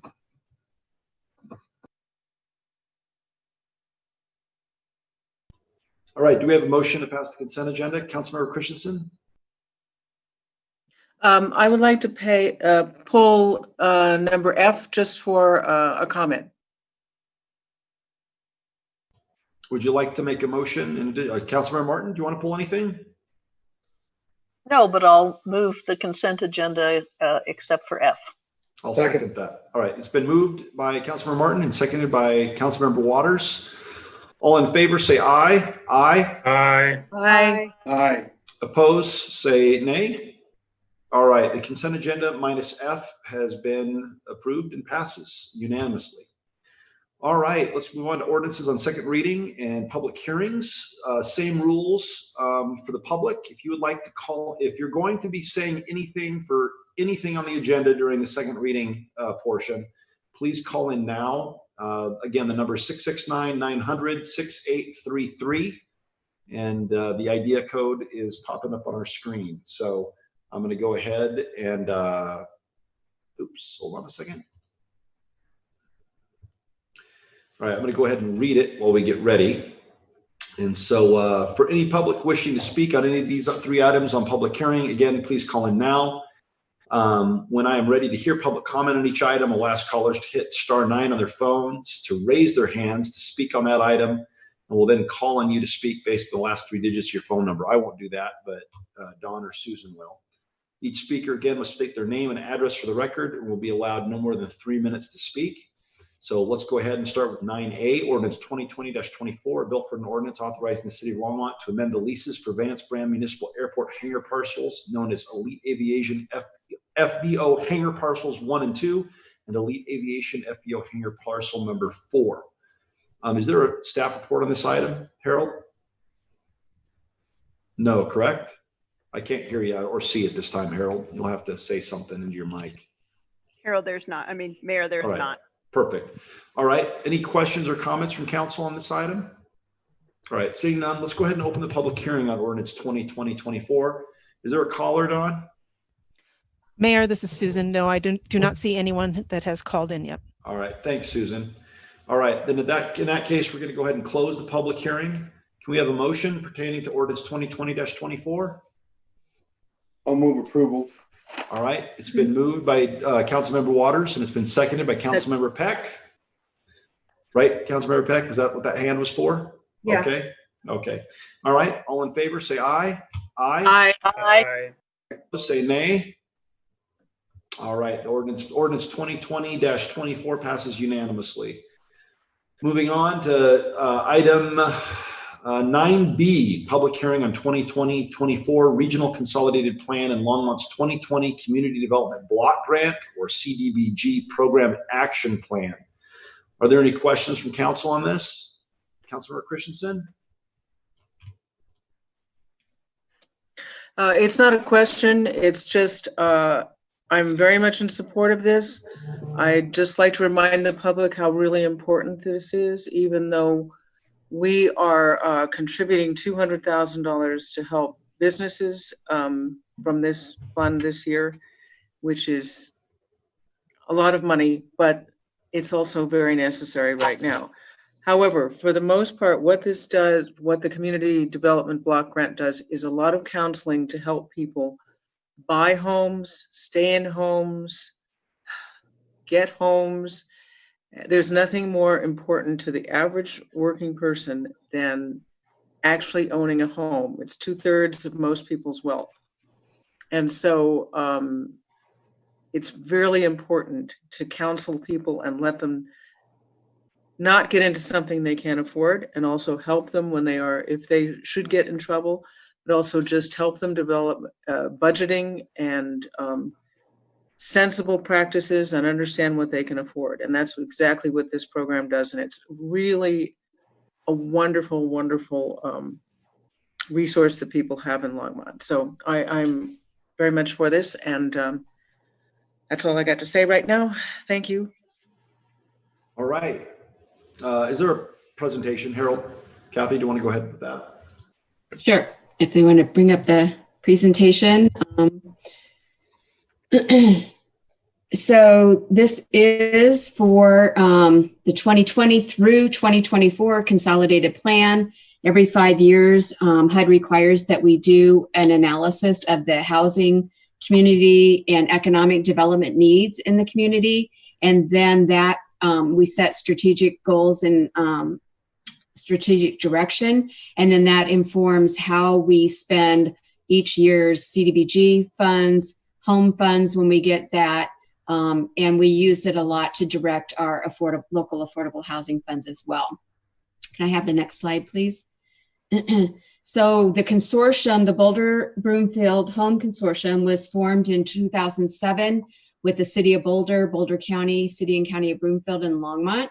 And this brought additional funding into this consortium area to the tune of about 200 to 300,000 more a year since it was formed. Again, like I said, this covers 2020 through 2024. Next slide, please. So together with our consortium partners, we did some community engagement and input. We actually started back in, gosh, I think it was August, September of last year, gathering community input. We had a resident survey designed to collect information on housing, community development, and human service needs.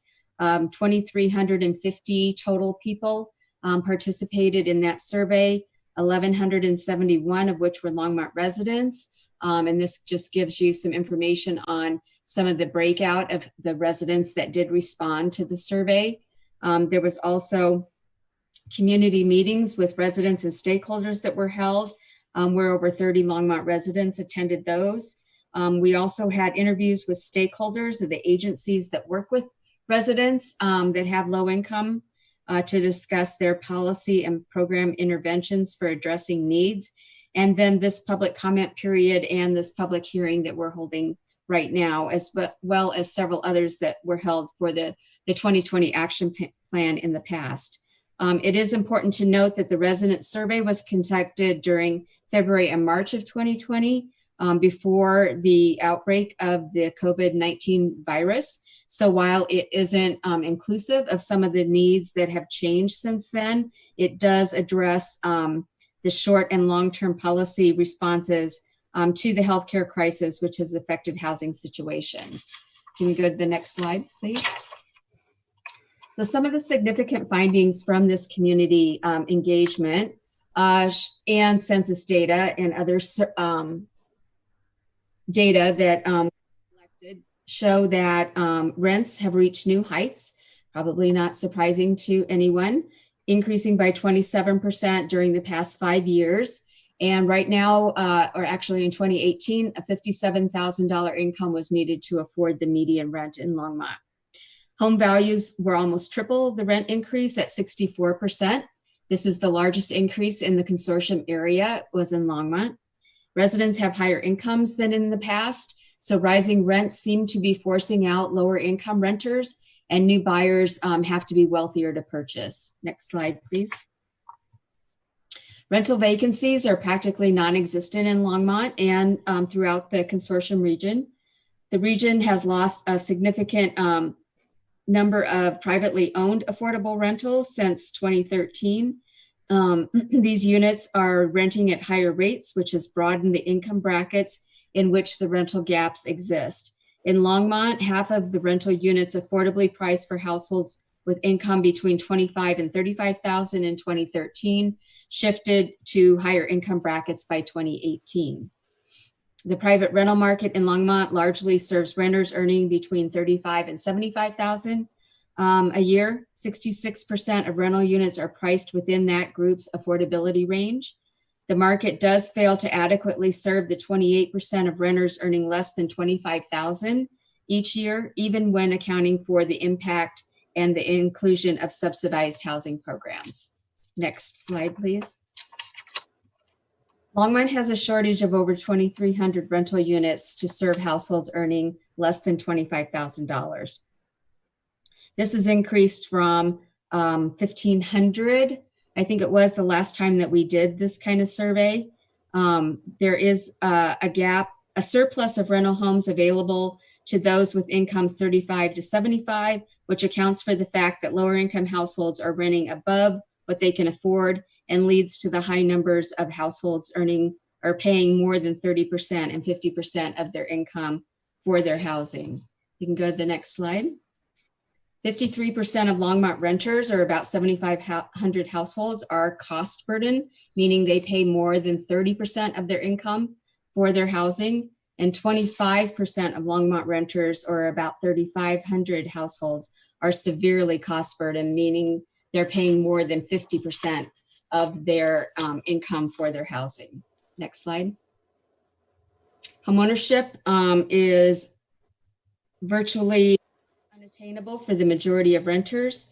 About 70% of renters earn less than the amount needed to purchase a home. And lower income homeowners often cannot make needed repairs, with 2,500 renter or owners cannot afford to make repairs to their home.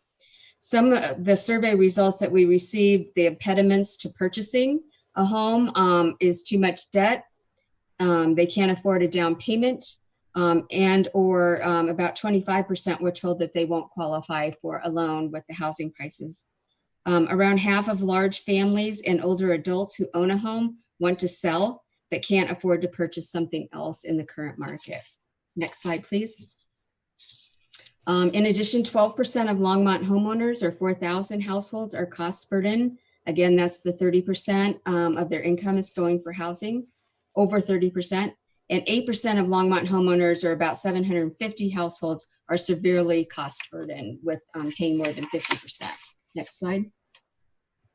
The primary housing needs in Longmont boil down to a rental gap of 2,300 units that would be affordable at or below $625 a month, and a shortage of homes to purchase priced at less than $375,000. About 30% of households with disabilities worry about rent increases to that their rents will increase to an unaffordable level. And we also, I want to say, got a lot of great information on from the surveys on respondents' financial stability, transportation needs, housing challenges, service needs, healthcare needs, childcare, employment, and education needs. So a lot of that information will be bringing forward and making it available to folks, but we got a lot of great information from the survey.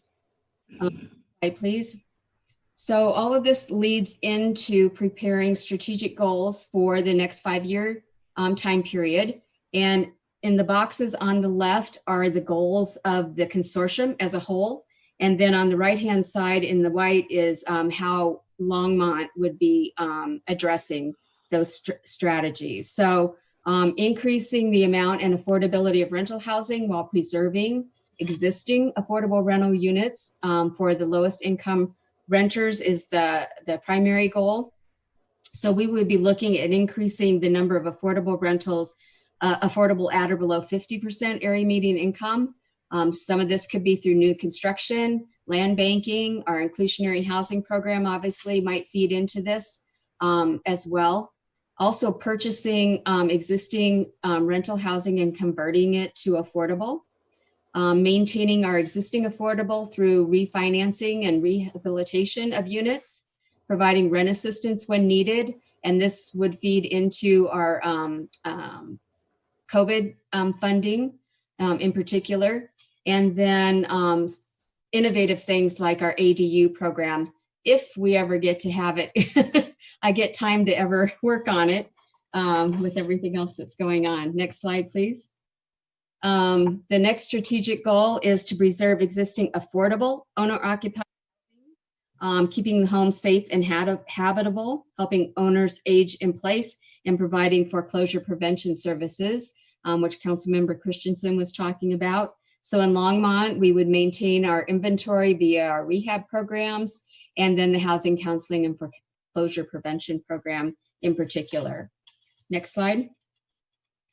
The third strategic goal is to support low moderate income homebuyers and increase the supply of affordable ownership units.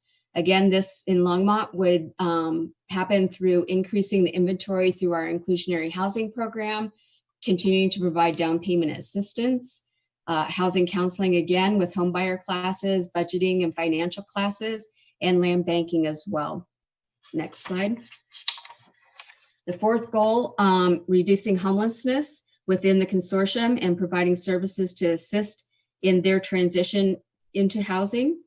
This will be in Longmont supported through the Homeless Solutions for Boulder County, which helps to provide permanent supportive housing as one of the ways we can support those efforts, and directing shelter, housing, and services. And then of course the Human Service Agency funding is used to support agencies that address these issues. Next slide. The fifth goal is to revitalize and invest in communities to ensure that neighborhoods enjoy a high quality of life and health for their residents. So supporting and creating facilities that provide resident support. This might be something like the COVID Recovery Center for Cdbg CEV funding. And then supporting low and moderate income neighborhoods is something we've done in the past and might consider in the future for this 5-year period. And then the next slide. The last goal, number 6, increasing economic empowerment, both for residents to help them secure stable income and build wealth, as well as for businesses to provide and maintain employment for residents. So again, we look at assisting businesses that create or retain jobs for low moderate income residents and supporting programs that train residents for better jobs. So this again would feed into some of the COVID recovery funding as well. Next slide. So looking at the 2020 CDBG funding recommendations, and yes, this is the 3rd time, I believe, that I have brought the 2020 funding recommendations to council because things keep changing. February 25th was the last time you saw it, and council approved the proposed use of funding, our regular CDBG funding, totaling $610,926 in grant money. In March, we had COVID strike. April 2nd, we found out our CDBG CV award allocation of just under $360,000. We are allowed to repurpose 2020 funding as a result of the COVID.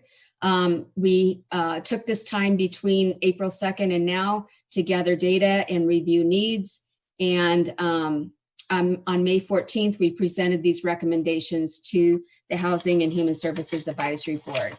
Next slide. So what we're looking at doing is repurposing some of the 2020 CDBG funding, $328,388. We were going to fund housing rehab, and we had a little bit in contingency funds.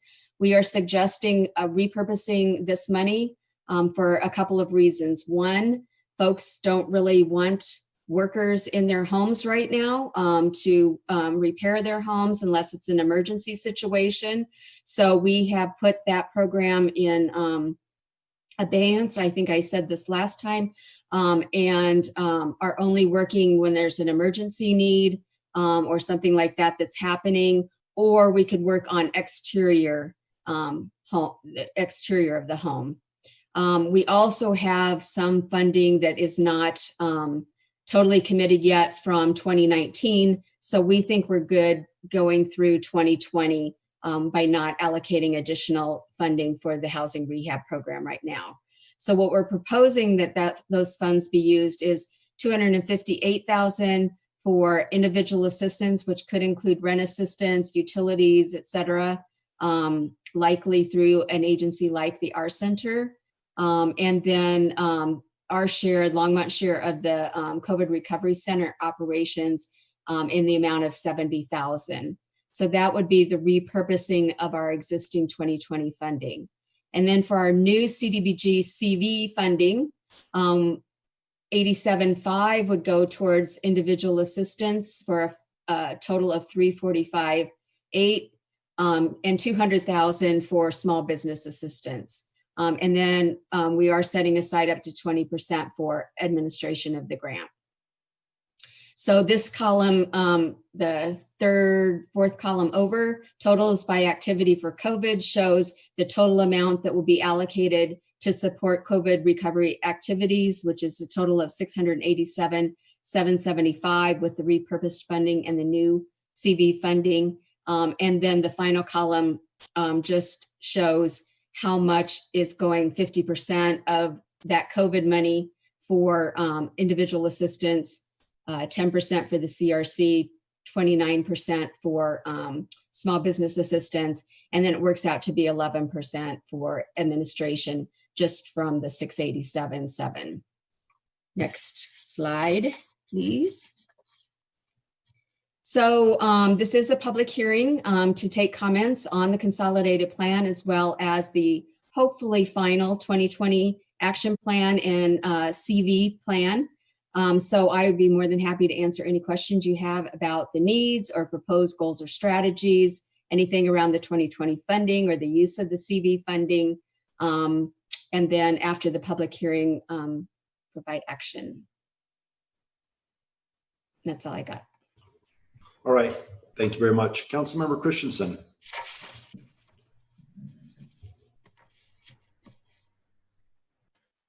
Thank you, Kathy. I think this is an excellent presentation. I hope that a lot of people from the public are listening to understand how many resources we really do put into trying to get people into housing, to buying their own home, which is the only way to get out of poverty for most people, and also to finding ways for the rest of the people who can't afford to buy a home to get counseling and support in their rental situation. I do think it points out your chart of where the gaps are in the housing, I think points out to some issues with the inclusionary housing ordinance that I think we need to address, but that will have to happen later. Here are two handy little things that I keep because I'm such a nerd. This is from the American Community Survey, which is done every year, and it's part of the US Census, and it tells people what the median, it's very interesting to me. Tells you what the median interest or the median income is for Colorado, the median housing price, and things like that. This is from CHAFA, which is also a little bit more granular. It breaks it down by county. It does not, unfortunately, break down Boulder County. And so Boulder County skews high, but we're part of Boulder County. But of course, the incomes look high because the city of Boulder, which is larger than any other city, skews everything a little higher. But I personally find those tools helpful to understanding what's going on. Anyway, thanks again, Kathy. I think that was a terrific presentation. Councilmember Thank you for all the hard work. Thank you, Mayor Bagley. Kathy, I also appreciated this presentation. And as I look at the strategy that you've outlined, it's very similar to Habitat for Humanity's strategy for keeping people in their homes, the financing model that they go through to help them understand everything about banking, foreclosures, etc. So and Habitat has a very good record of getting people in homes and letting them stay there. So thank you. I have every confidence that this is going to work. Thanks a lot. Councilmember Waters. Thanks, Mayor Bagley. Kathy, I have several questions. First of all, I want to also say I appreciate your your presentation. Maybe for reasons in addition to what we've already heard. Here are my questions. What did you say? 30% of Longmont residents are housing burdened, and 8% are heavily burdened at the 30 and 50% of their incomes. What were the percentages for Longmont? For Longmont, for homeowners, 12% are cost burdened at 30%, paying more than 30% of their income for housing, and 8% of Longmont homeowners are severely cost burdened. So 20% of our homeowners are burdened or heavily cost burdened. 12. Oh, yeah, sorry. Yeah, so 20% of existing homeowners are burdened or heavily burdened. Correct. Number one. Here's second question. One of the shortages you mentioned in terms of the housing market were homes priced at around $375,000. Did I understand that? Yes, that's the amount that they used. I think that would be affordable at 8%. of the area median income at 375. That's 80% of AMI. I believe so. That was where I was going with my I can question. find out for sure, but yes, It's that's pretty close. I mean, that's what struck me when I saw the number.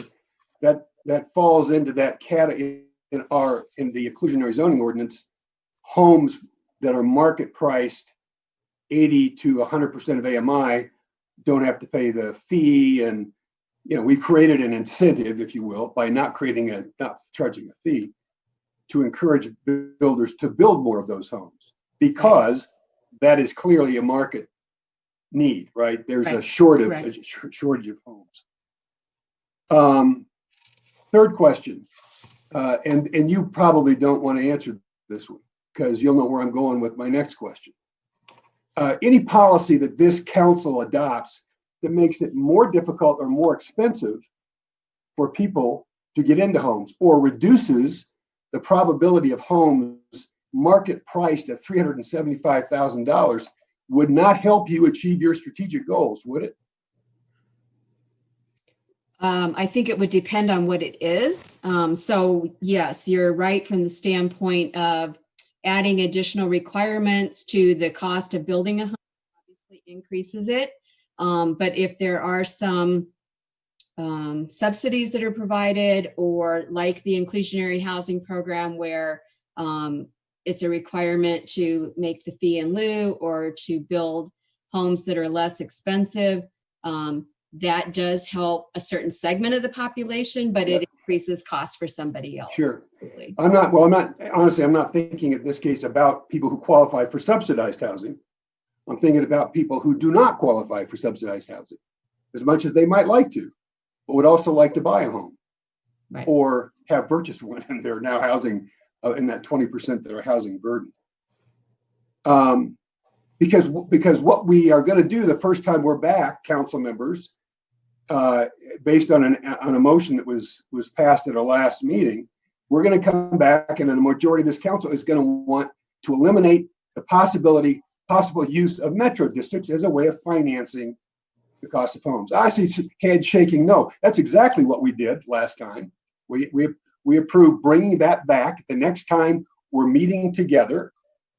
And when we approach that, if you would go back one more time and look at the amendments that were proposed the last time we discussed this, there were several of them that you wouldn't even consider that would help Kathy achieve the strategic objectives set in this plan. Councilmember Christensen, I see you shaking your head no. I'd love to engage in a straight up debate with you tonight or any other time on the specifics of what I proposed and what you would see as an alternative, what you would offer as an alternative. Because we're going to approve a plan tonight with objectives, and we're going to bring a plan back that sabotages the very objectives that Kathy's presenting to us to achieve tonight. And for some reason, we don't make that connection as a council. If we care about working families and attainable housing, which the 300, so Councilmember Hidalgo Faring, teachers in this community who would like to buy homes, when we come back to that other, it fit right into this category. When we come back to that other item, voting to eliminate that opportunity is contrary to the interest of the very families who I've heard you talk about wanting to support. So Kathy, I think you've done a fine job with this for all kinds of reasons. One of them is you make the strongest case in this report for why we need to be so much more thoughtful and reflective when we approach the other issue, and that is how we support the financing of homes that would reduce costs, not raise costs, which is what we're proposed to do. By the way, Councilmember Peck, I believe that Habitat for Humanity supports the use of metro districts when done properly regulated, especially if you can bring the Land Conservancy into the mix. But we're eliminating all those options if we do what I think a majority of this council intends to do when we bring that item back. So Kathy, thanks for your report. We're going to revisit this item obviously pretty soon. I'm going to call a point of order, and let's push this discussion off until we come back on. I know that I'm seeing heads shaking, and we could literally go down a rabbit hole right now and be here till 1. But let's go ahead. When we're asking the community to pay close attention, I want the community to pay close attention. And we will be discussing, the community needs to know, we will be discussing this at the first regular session when we come back. Or No, we're you guys not. voted on that. That's true. Harold, No. when are we going to be discussing this? It failed. The vote failed. Okay, do we have it on the calendar yet or no? That's right. It failed 3-3. You're right. Does that mean we don't have to deal with that at all anymore? No, that's not what it means. Well, all right. Well, I'll talk with Harold. It's coming back at some point and we'll figure that out.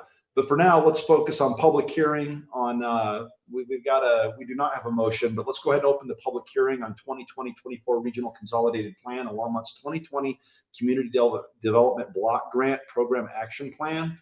Are there any callers wishing to speak on this item, Susan? No, Mayor. I did not display the screen, although they may have had the information previously. All right. So, we need to display we need to display the screen on this one since it's federal. That's fine. We can do that, but they were instructed to call in at the very beginning. So if somebody calls in, I was pretty clear on that we were supposed to call in and kind of be on the line for both A and B. But let's go ahead and throw it up in an abundance of caution and wait 60 seconds or so.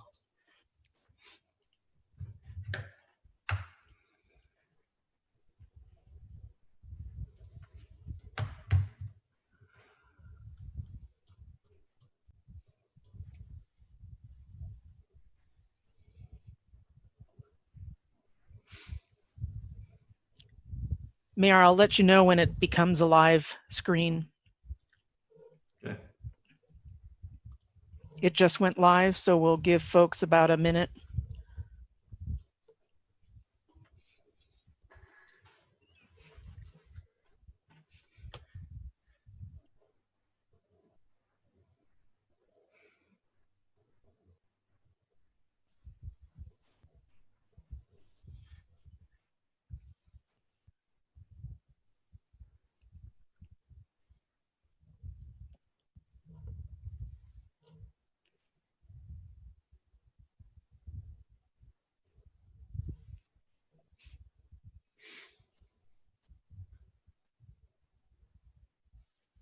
While we're waiting, it just dawned on me that actually, I was going to say that I'm sitting here in my house and there's windows on all sides. I could invite people to come protest during a council meeting.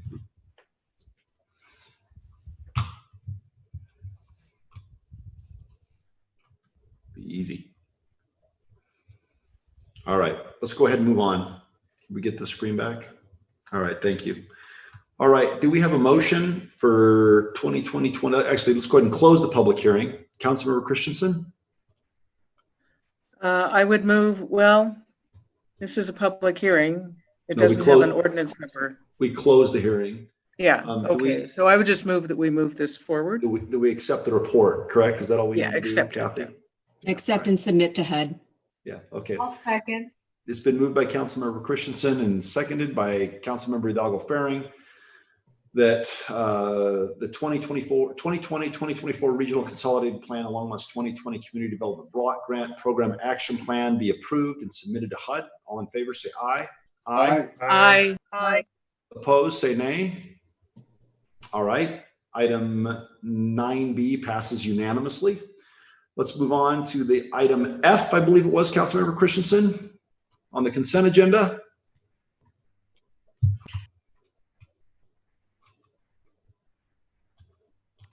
Yes, I just, for the public interest, I just wanted to point out how very, very helpful this will be. It will not help the people who still think that we need to make Longmont look like Ohio or New Jersey, who are very beautiful, very green states because they have lots and lots of water. But Colorado is geographically classified as a high plains desert, and we have to stop overwatering. And this is a very good experimental program that I applaud our city for working on and collaborating with. It will help us to create a better environment using less water and create something that is more hardy and resilient. Today, I went down to get tested for COVID. which I finally could do without having to have a doctor's permission or pay for it. This was down in Lafayette, and there's a trail adjacent to this between the Target and the Health Images Center. And it's really beautiful. It's a swamp. It's a kind of swamp that I used to hang out in when I was a little girl. And I had many, we're talking about the BMX trails and things like that earlier.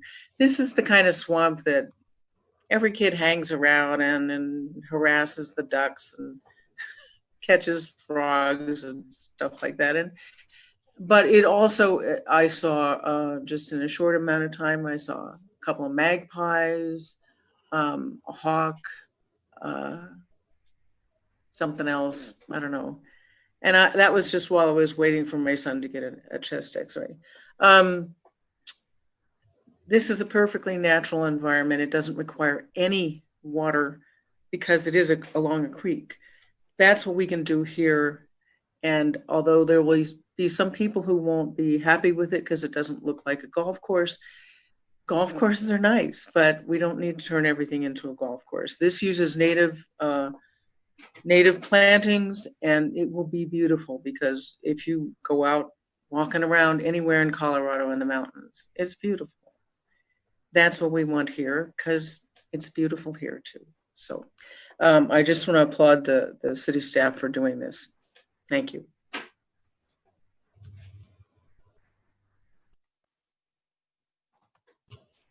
Would you like to make a motion?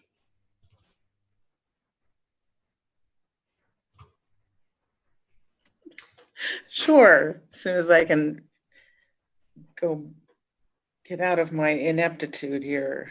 I would move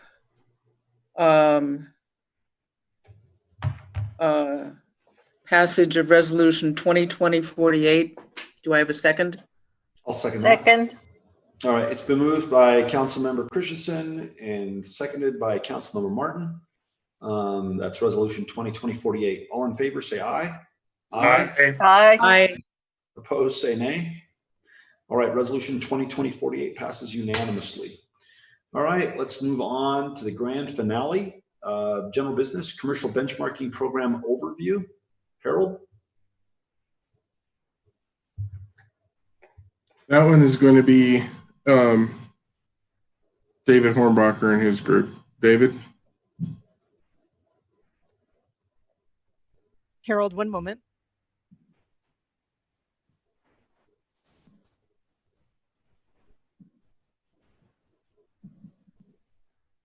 David, you're unmuted.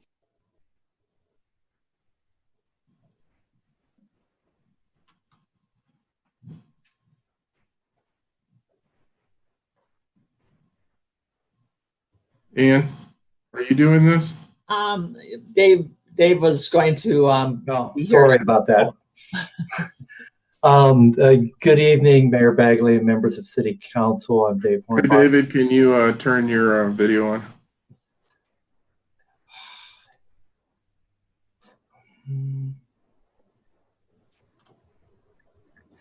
There. Sorry about that. So good evening, Mayor Bagley and members of City Council. Tonight, we're going to provide you with an overview on a commercial, sort of the beginning of a commercial benchmarking program. And so with me tonight, we have Ann Lutz and we have Debbie Seidman. And Debbie will be doing the PowerPoint presentation. All right, good evening.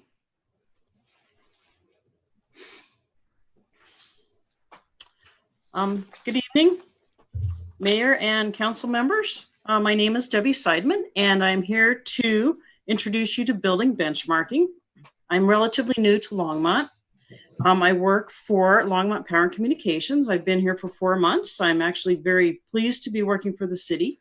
I do work in the Energy Strategy and Solutions group. In my current role, I'm looking at strategies for saving energy, and this is to support Longmont's renewable energy goals. Currently, we are developing a building benchmarking program. So I'm here to introduce you to building benchmarking and then explain more about it.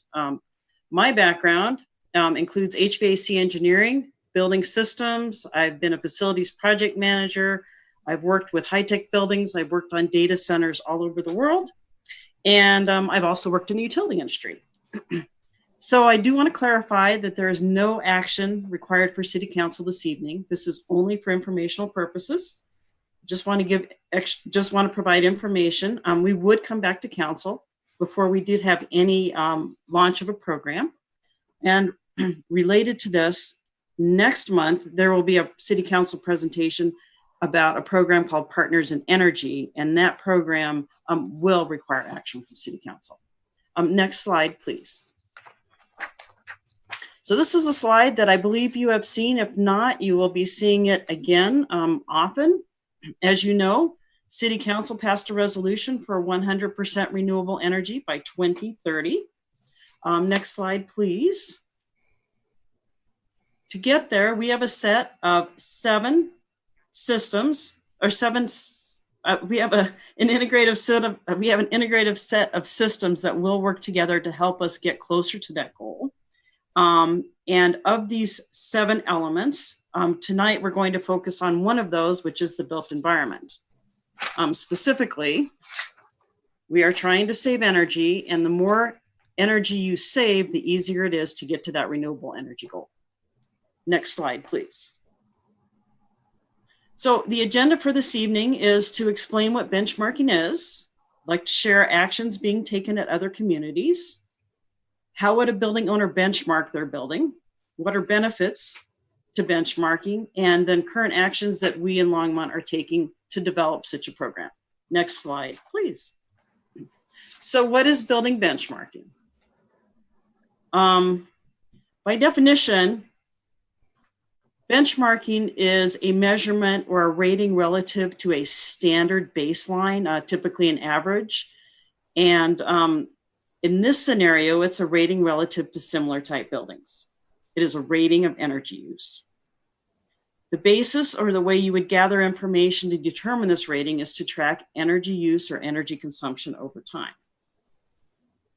Click, please. The purpose, as I mentioned, is to reduce energy consumption. Click, please.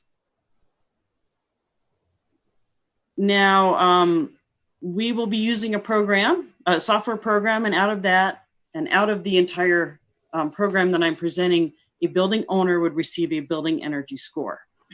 So a way to think about this is you're all familiar with fuel efficiency ratings.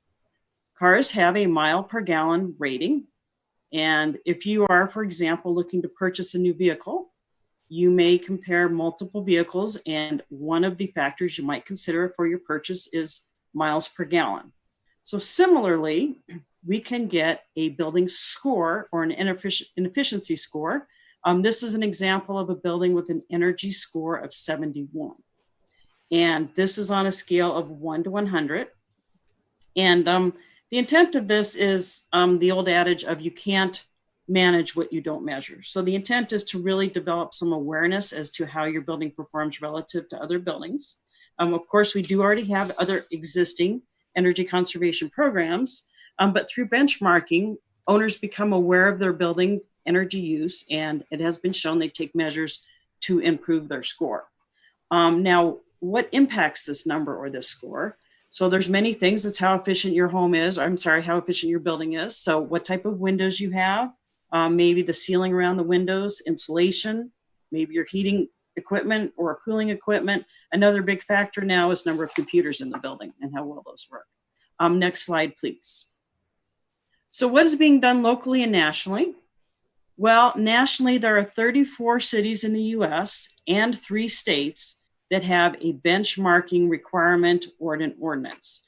Now, locally, Denver, click please. Fort Collins has an ordinance. Denver has an ordinance, and click please. Boulder also has an ordinance. To give you some examples on this, click please. Here is a municipal building in Boulder. It is benchmarked and has a rating of 60. Click please. Here is another building. It's the Student Union at University of Colorado. It is not currently benchmarked, but it was benchmarked as far back as 2005 when it had a rating of 92. Although Boulder has an ordinance, the university is on state property, so it currently is not required to benchmark. I'd like to emphasize that 50, again, is average on a scale of 1 to 100. Better than 50 is greater than average. Our intent is really not so much that a number is good or bad. Our intent really is more that this be a useful tool, and regardless of what number your is, you may wish to take action to improve your rating and to improve your number. Next slide, please. So how would a building owner benchmark? And initially, we would be focusing on large commercial customers for such a program. And EPA has a software called Energy Star Portfolio Manager. We would use that software. Over 40% of real estate customers typically use this software, have been using the software. It's now expanding to other types of building segments. But this software, click please. There's no charge, and it is a secure software. Click please. So to benchmark, information needs to be input into Energy Star Portfolio Manager.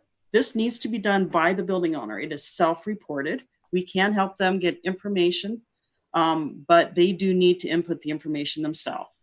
And yes, click please. Thank you.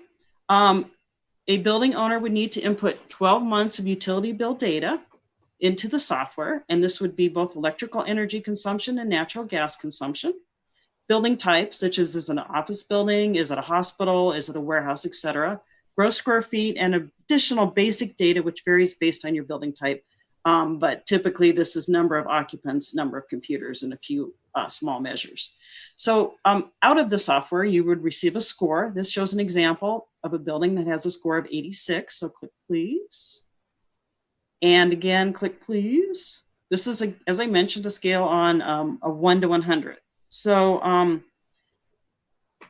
I'd like to indicate that the software itself doesn't save the energy. Again, it's getting awareness. You get a score, and building owners typically, or it's shown a lot of, where cities have done this, a lot of building owners have followed up with additional measures to save energy. And examples of that could be modifying operations in your building, could be some basic maintenance, could be modifying your controls, retro commissioning, or maybe some larger measures.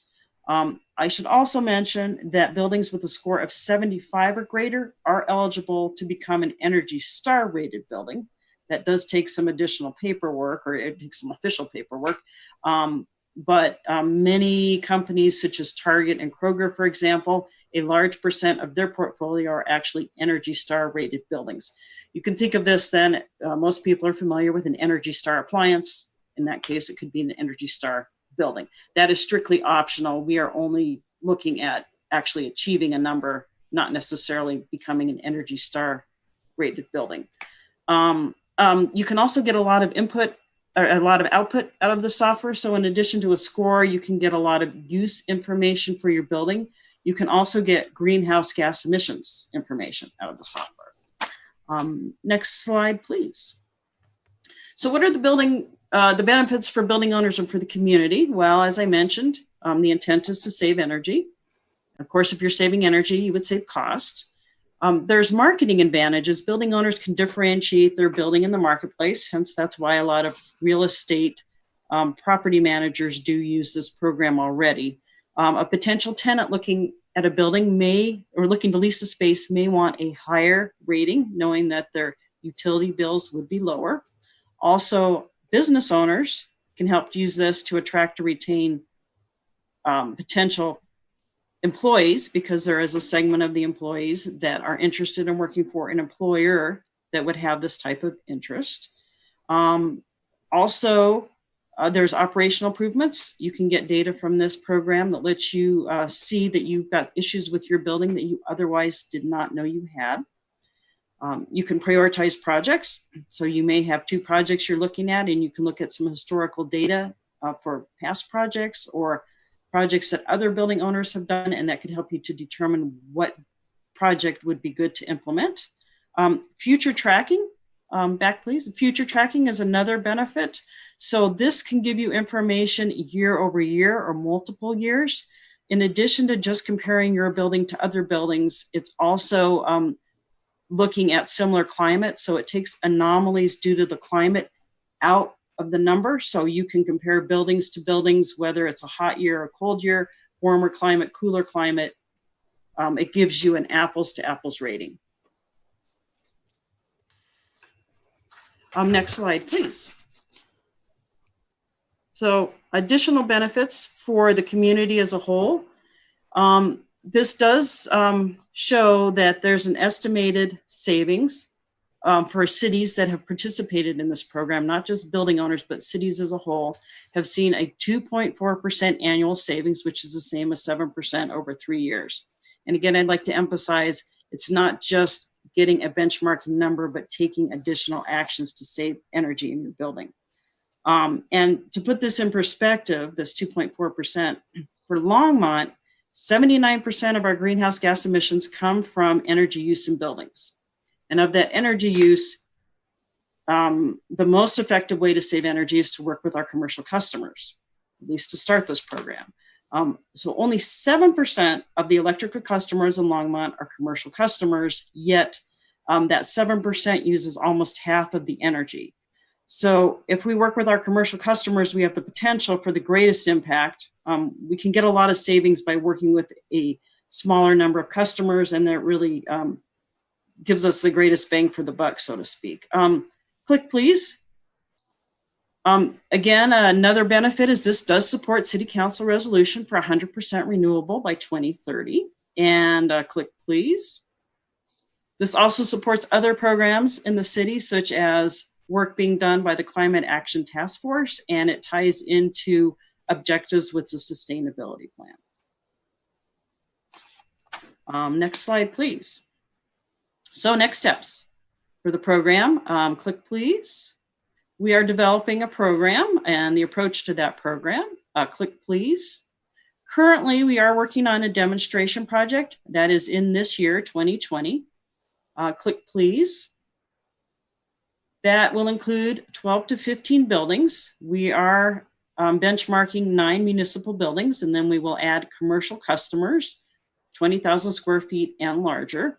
And a lot of this is to get feedback on overall what building owners think of the process, and then also it's process related, not so much the numbers coming out, but what worked well, what didn't work well. We'll be working with some key accounts and large commercial customers in this exploratory phase. And if that phase is successful, we would like to come back and look at increasing the program to include more buildings.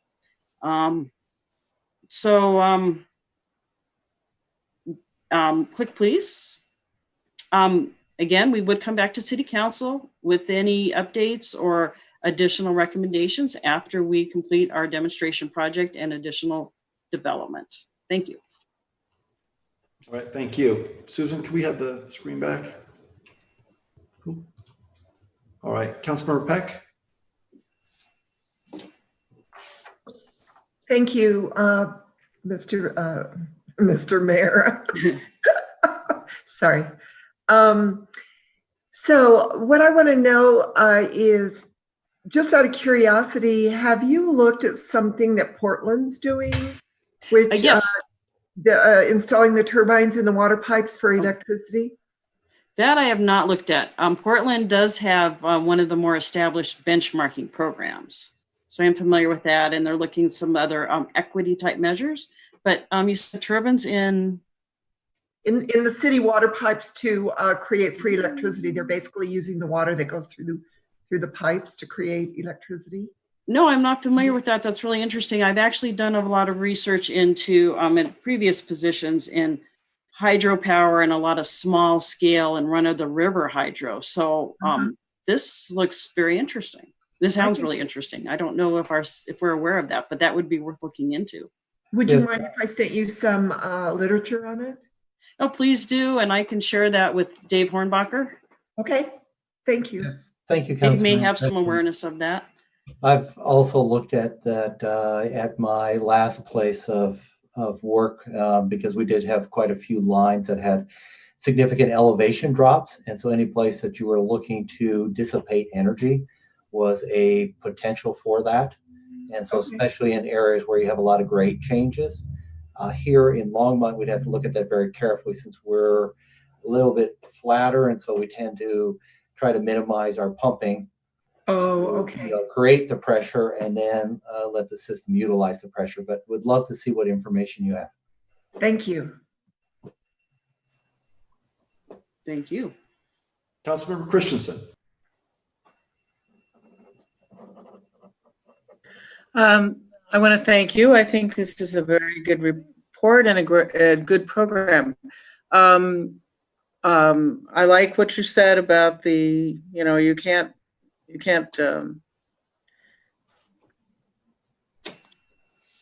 well, whatever. Anyway, you can't change something that you don't. Right, you can't manage what change your behavior if you don't really know what's going on. Right. And that's part of the problem with COVID right now is that we don't really understand, and we're also not testing anything, or we're 4 months late at doing the testing we should have done 4 months ago.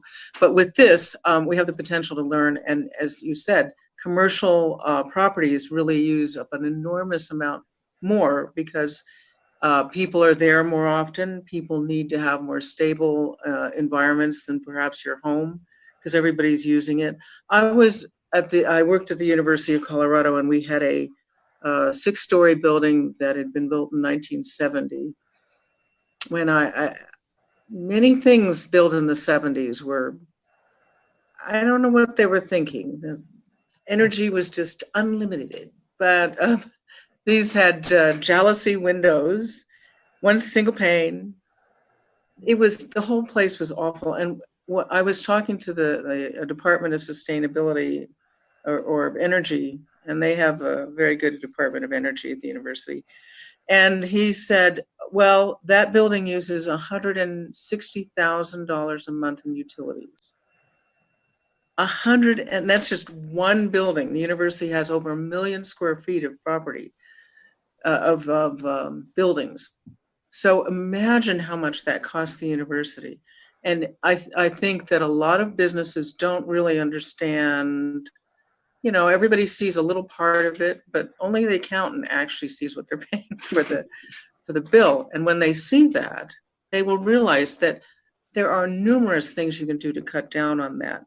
That's better for their business, but it's also better for the environment. So thank you for what you're doing to get this started. And I hope that then businesses will understand how much money they can actually save by, over time planning for a few substantial changes that will actually save them an enormous amount of money.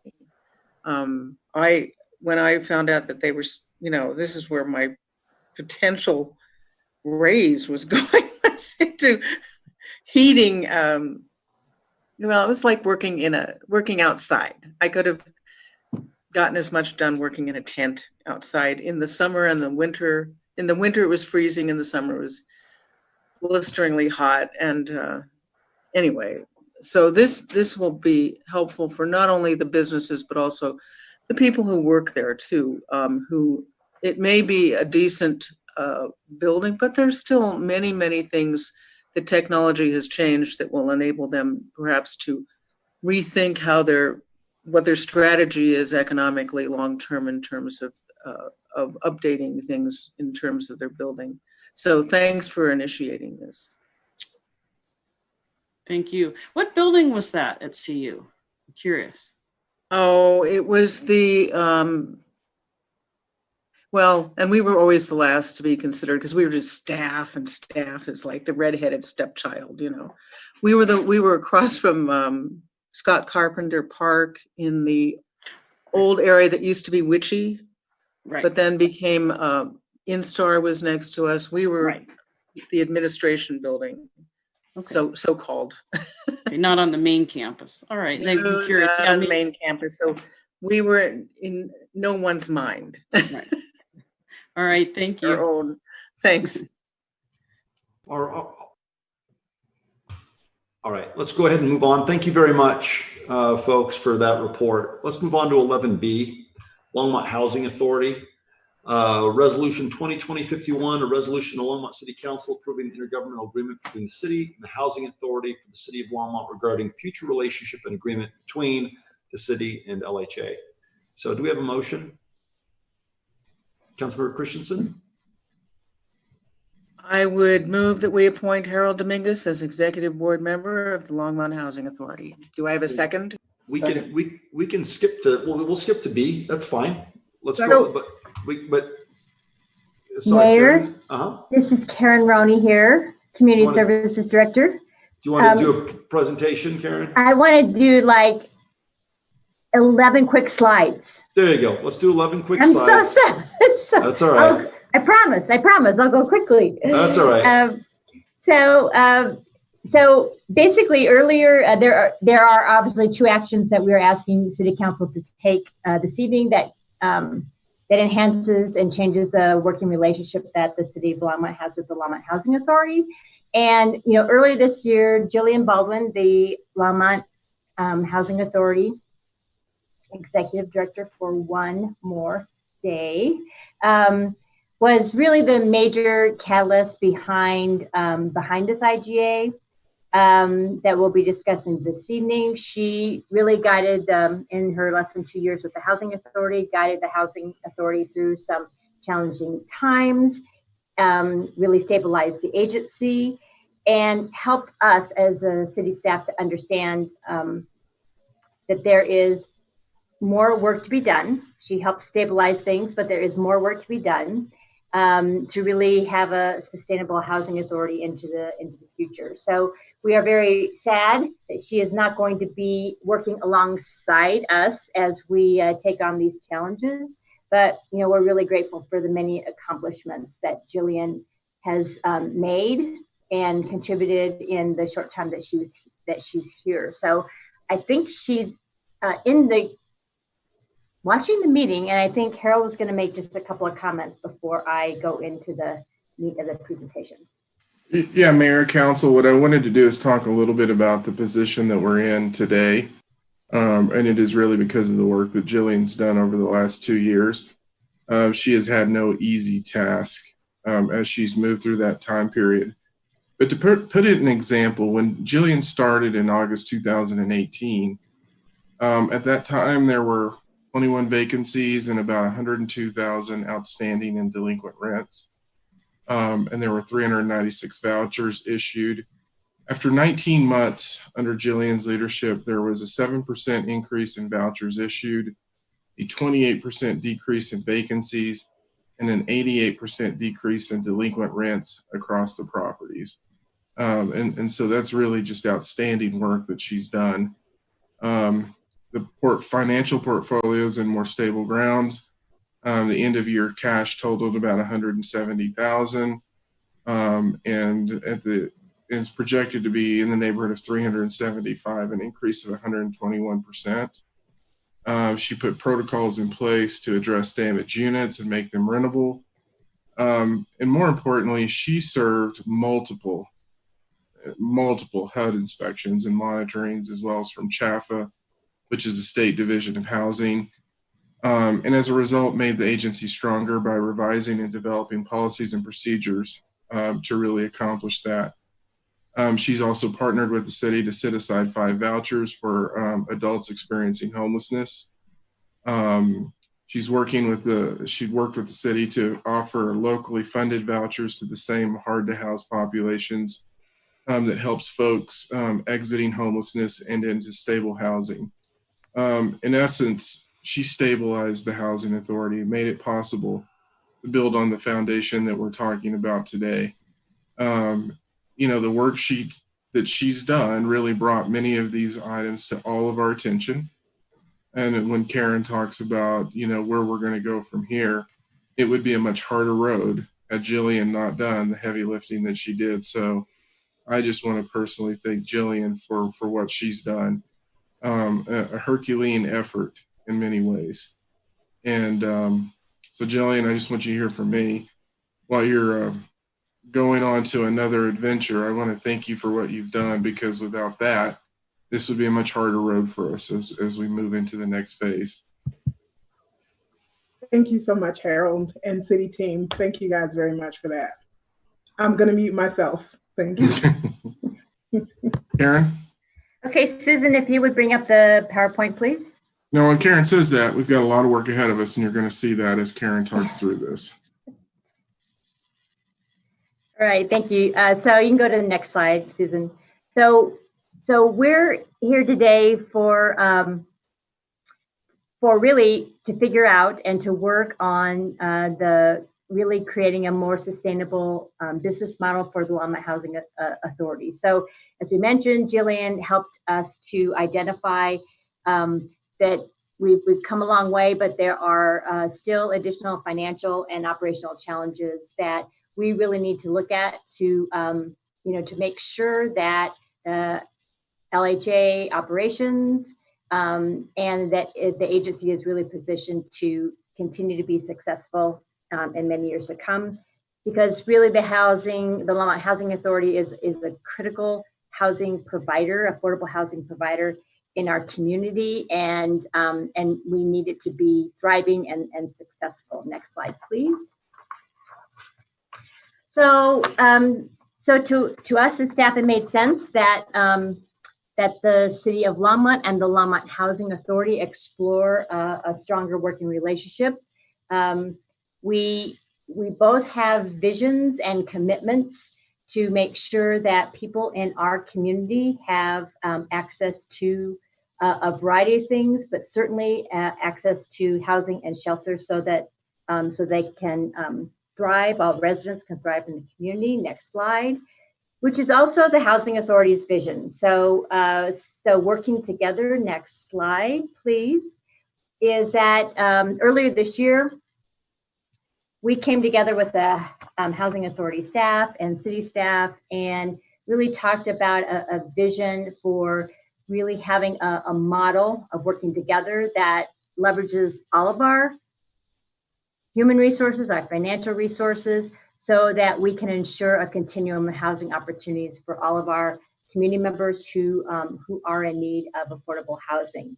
So I think the city and the Housing Authority both have histories of working together, being efficient and effective, and we're really excited about the opportunity to create a sustainable operational and financial model that we hope maybe could be replicated with other communities throughout the state and country. Next slide, please.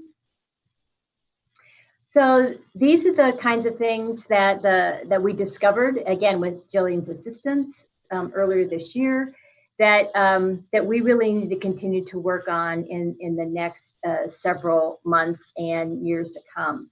And it has to do with really expanding our financial capacity and staff capacity at the Longmont Housing Authority, addressing what we call some of the challenges. And when we talk about culture, it's really about how we do business around here, not just what it is that we're here to do, but the way in which we approach that. And we've identified some areas that we can enhance that organizationally, as well as within our residential communities within the LHA portfolio. The LHA board, I think earlier, I think it must have been last year, did start to work on a vision and strategy, and we believe it's really important to take that work to the next step. We also want to pursue ongoing development opportunities, as well as expansion of housing choice vouchers, so that we can continue to grow and offer additional affordable housing opportunities to members of our community. But we really need to kind of change the way we do business in order to pursue those opportunities. And then I think last, what it really provides us with an opportunity to integrate the work that we're doing as a city with affordable housing goals with the Longmont Housing Authority goals. Next slide, please. So we've identified some immediate actions, some intermediate actions, as well as some longer term strategies to work on in the coming months. So these next two slides really just in a high level identify the immediate actions, which really has to do with first kind of shoring up some of the operations at the Longmont Housing Authority in terms of staff training, making sure we have all the protocols in place that we need. There is, I think as Harold talked about, the multitude of site visits that we had, and just to make sure that we are in compliance with all of the regulations that are required of our various funders, and to really study and look at what are the optimum staffing levels to be able to operate the Longmont Housing Authority. Next slide, please. Plus, some of the immediate actions will involve, financial stability and just really continue to make sure fees are being collected, and to really have an overall analysis and review of our budgets, the financial systems, and just making sure that we are as strong as we can be in our financial area. Next slide, please. So this is our initial timeline for accomplishing this work. And so we started this right before we had a pandemic, so we got sideways a little bit, but we are now back on track. We hope to, in the next 3 to 6 months, address the immediate needs and start to look at what could a new operational model be for the Longmont Housing Authority that helps us meet some of the goals that we had identified. So we have anticipated possibly a 36-month time frame here, but that was our best guess at that point in time. But what we do know is that the next 6 months are really critical for addressing some of the immediate needs that Jillian helped us to understand, and to start and to really try to identify what a new operational model can look like. Next slide, please.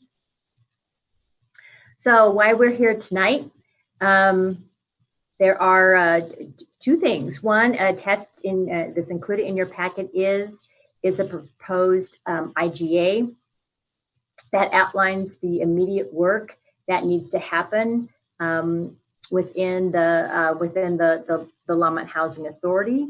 So we've identified that. We also imagine that there will be additional, more specific service agreements that will be taking place between the Housing Authority and the City of Longmont. But this IGA that you have before you this evening gets the ball rolling, gets us started with our work, with more specificity to come.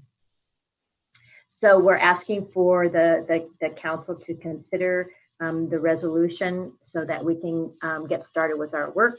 The second thing is, and this is really what the Longmont Housing Authority addressed in their board meeting today, which was a change to its bylaws.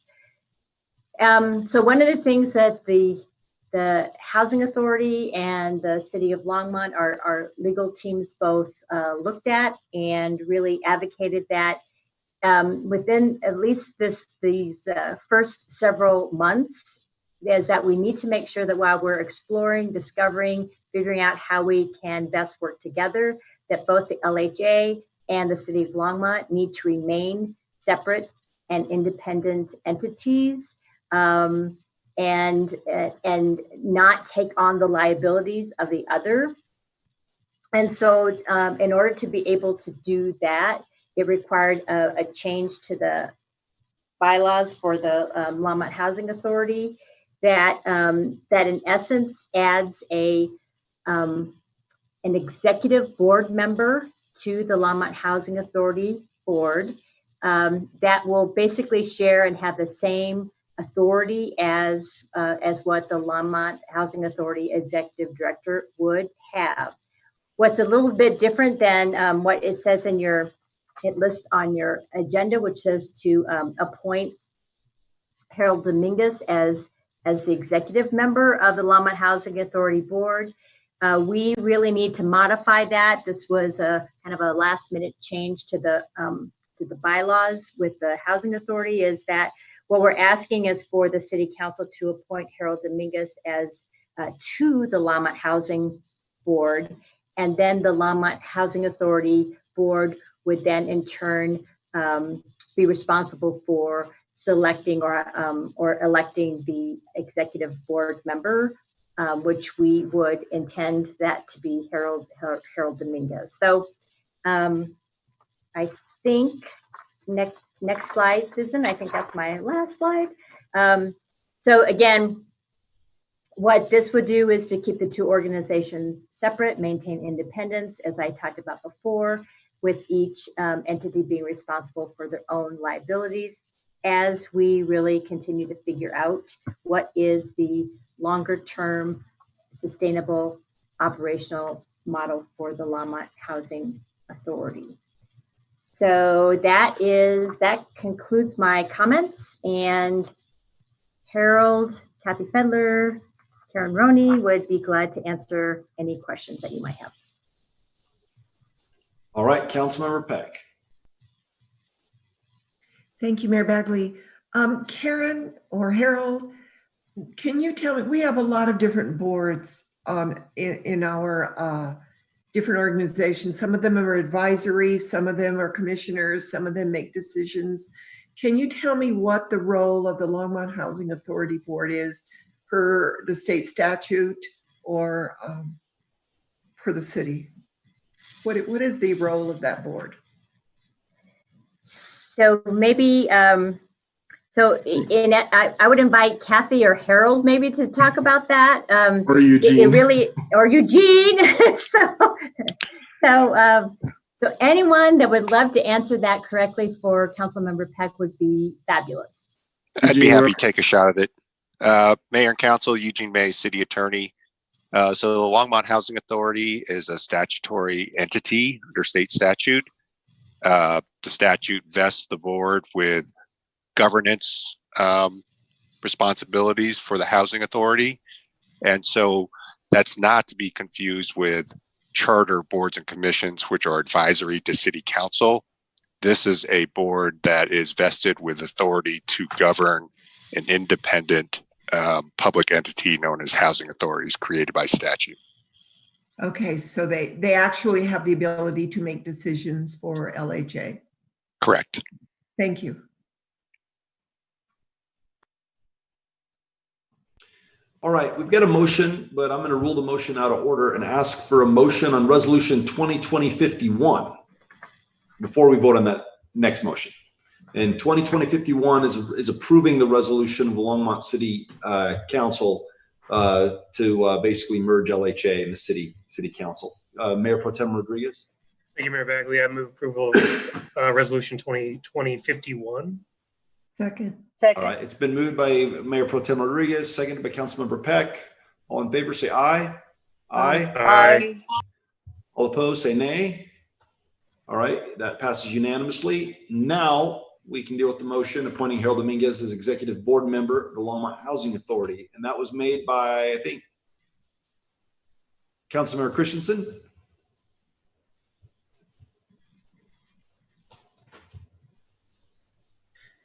Yes, I jumped the gun a little. And as Karen has clarified that, it is not to elect him as the executive board member, but to elect him to the board of the Longmont Housing Authority. And we presume that they will then appoint him as the executive board member. Karen, is that true? Or I thought we were appointing him as the executive board member because we now. You are. Which is it? You are appointing me to the board.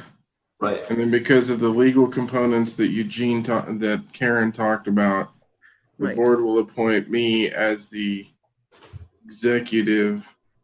But it's all happening right now. Part of it's happening now, and I think part of it's going to happen tomorrow based on. Okay. All right. I got it. Okay. All right, Councilmember Christensen, go ahead and restate that motion.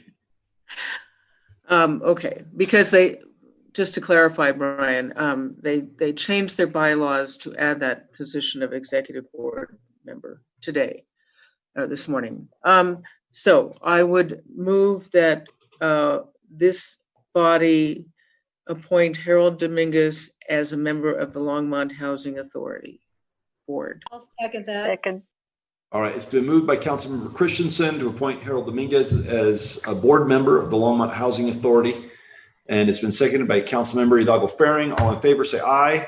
Aye. Aye. Opposed, say nay. Congratulations, Harold. You've been appointed unanimously. All right, let's move on to final call, public invited to be heard. Let's go ahead and take a 3-minute break. Well, we'll let people call in.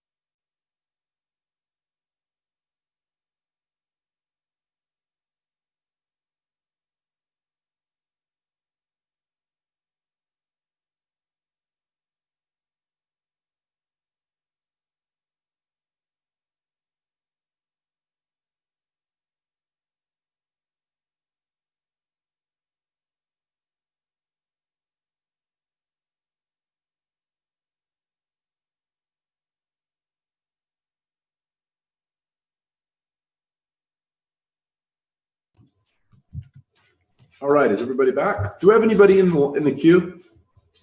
No, Mayor. All right, that's it for final call, public invited to be heard. Let's move on to mayor and council comments. Councilmember Christensen. I hope Jillian Baldwin is still here. I don't see her, but anyway, Jillian Baldwin came here from Gary, Indiana, where she had managed a very difficult situation.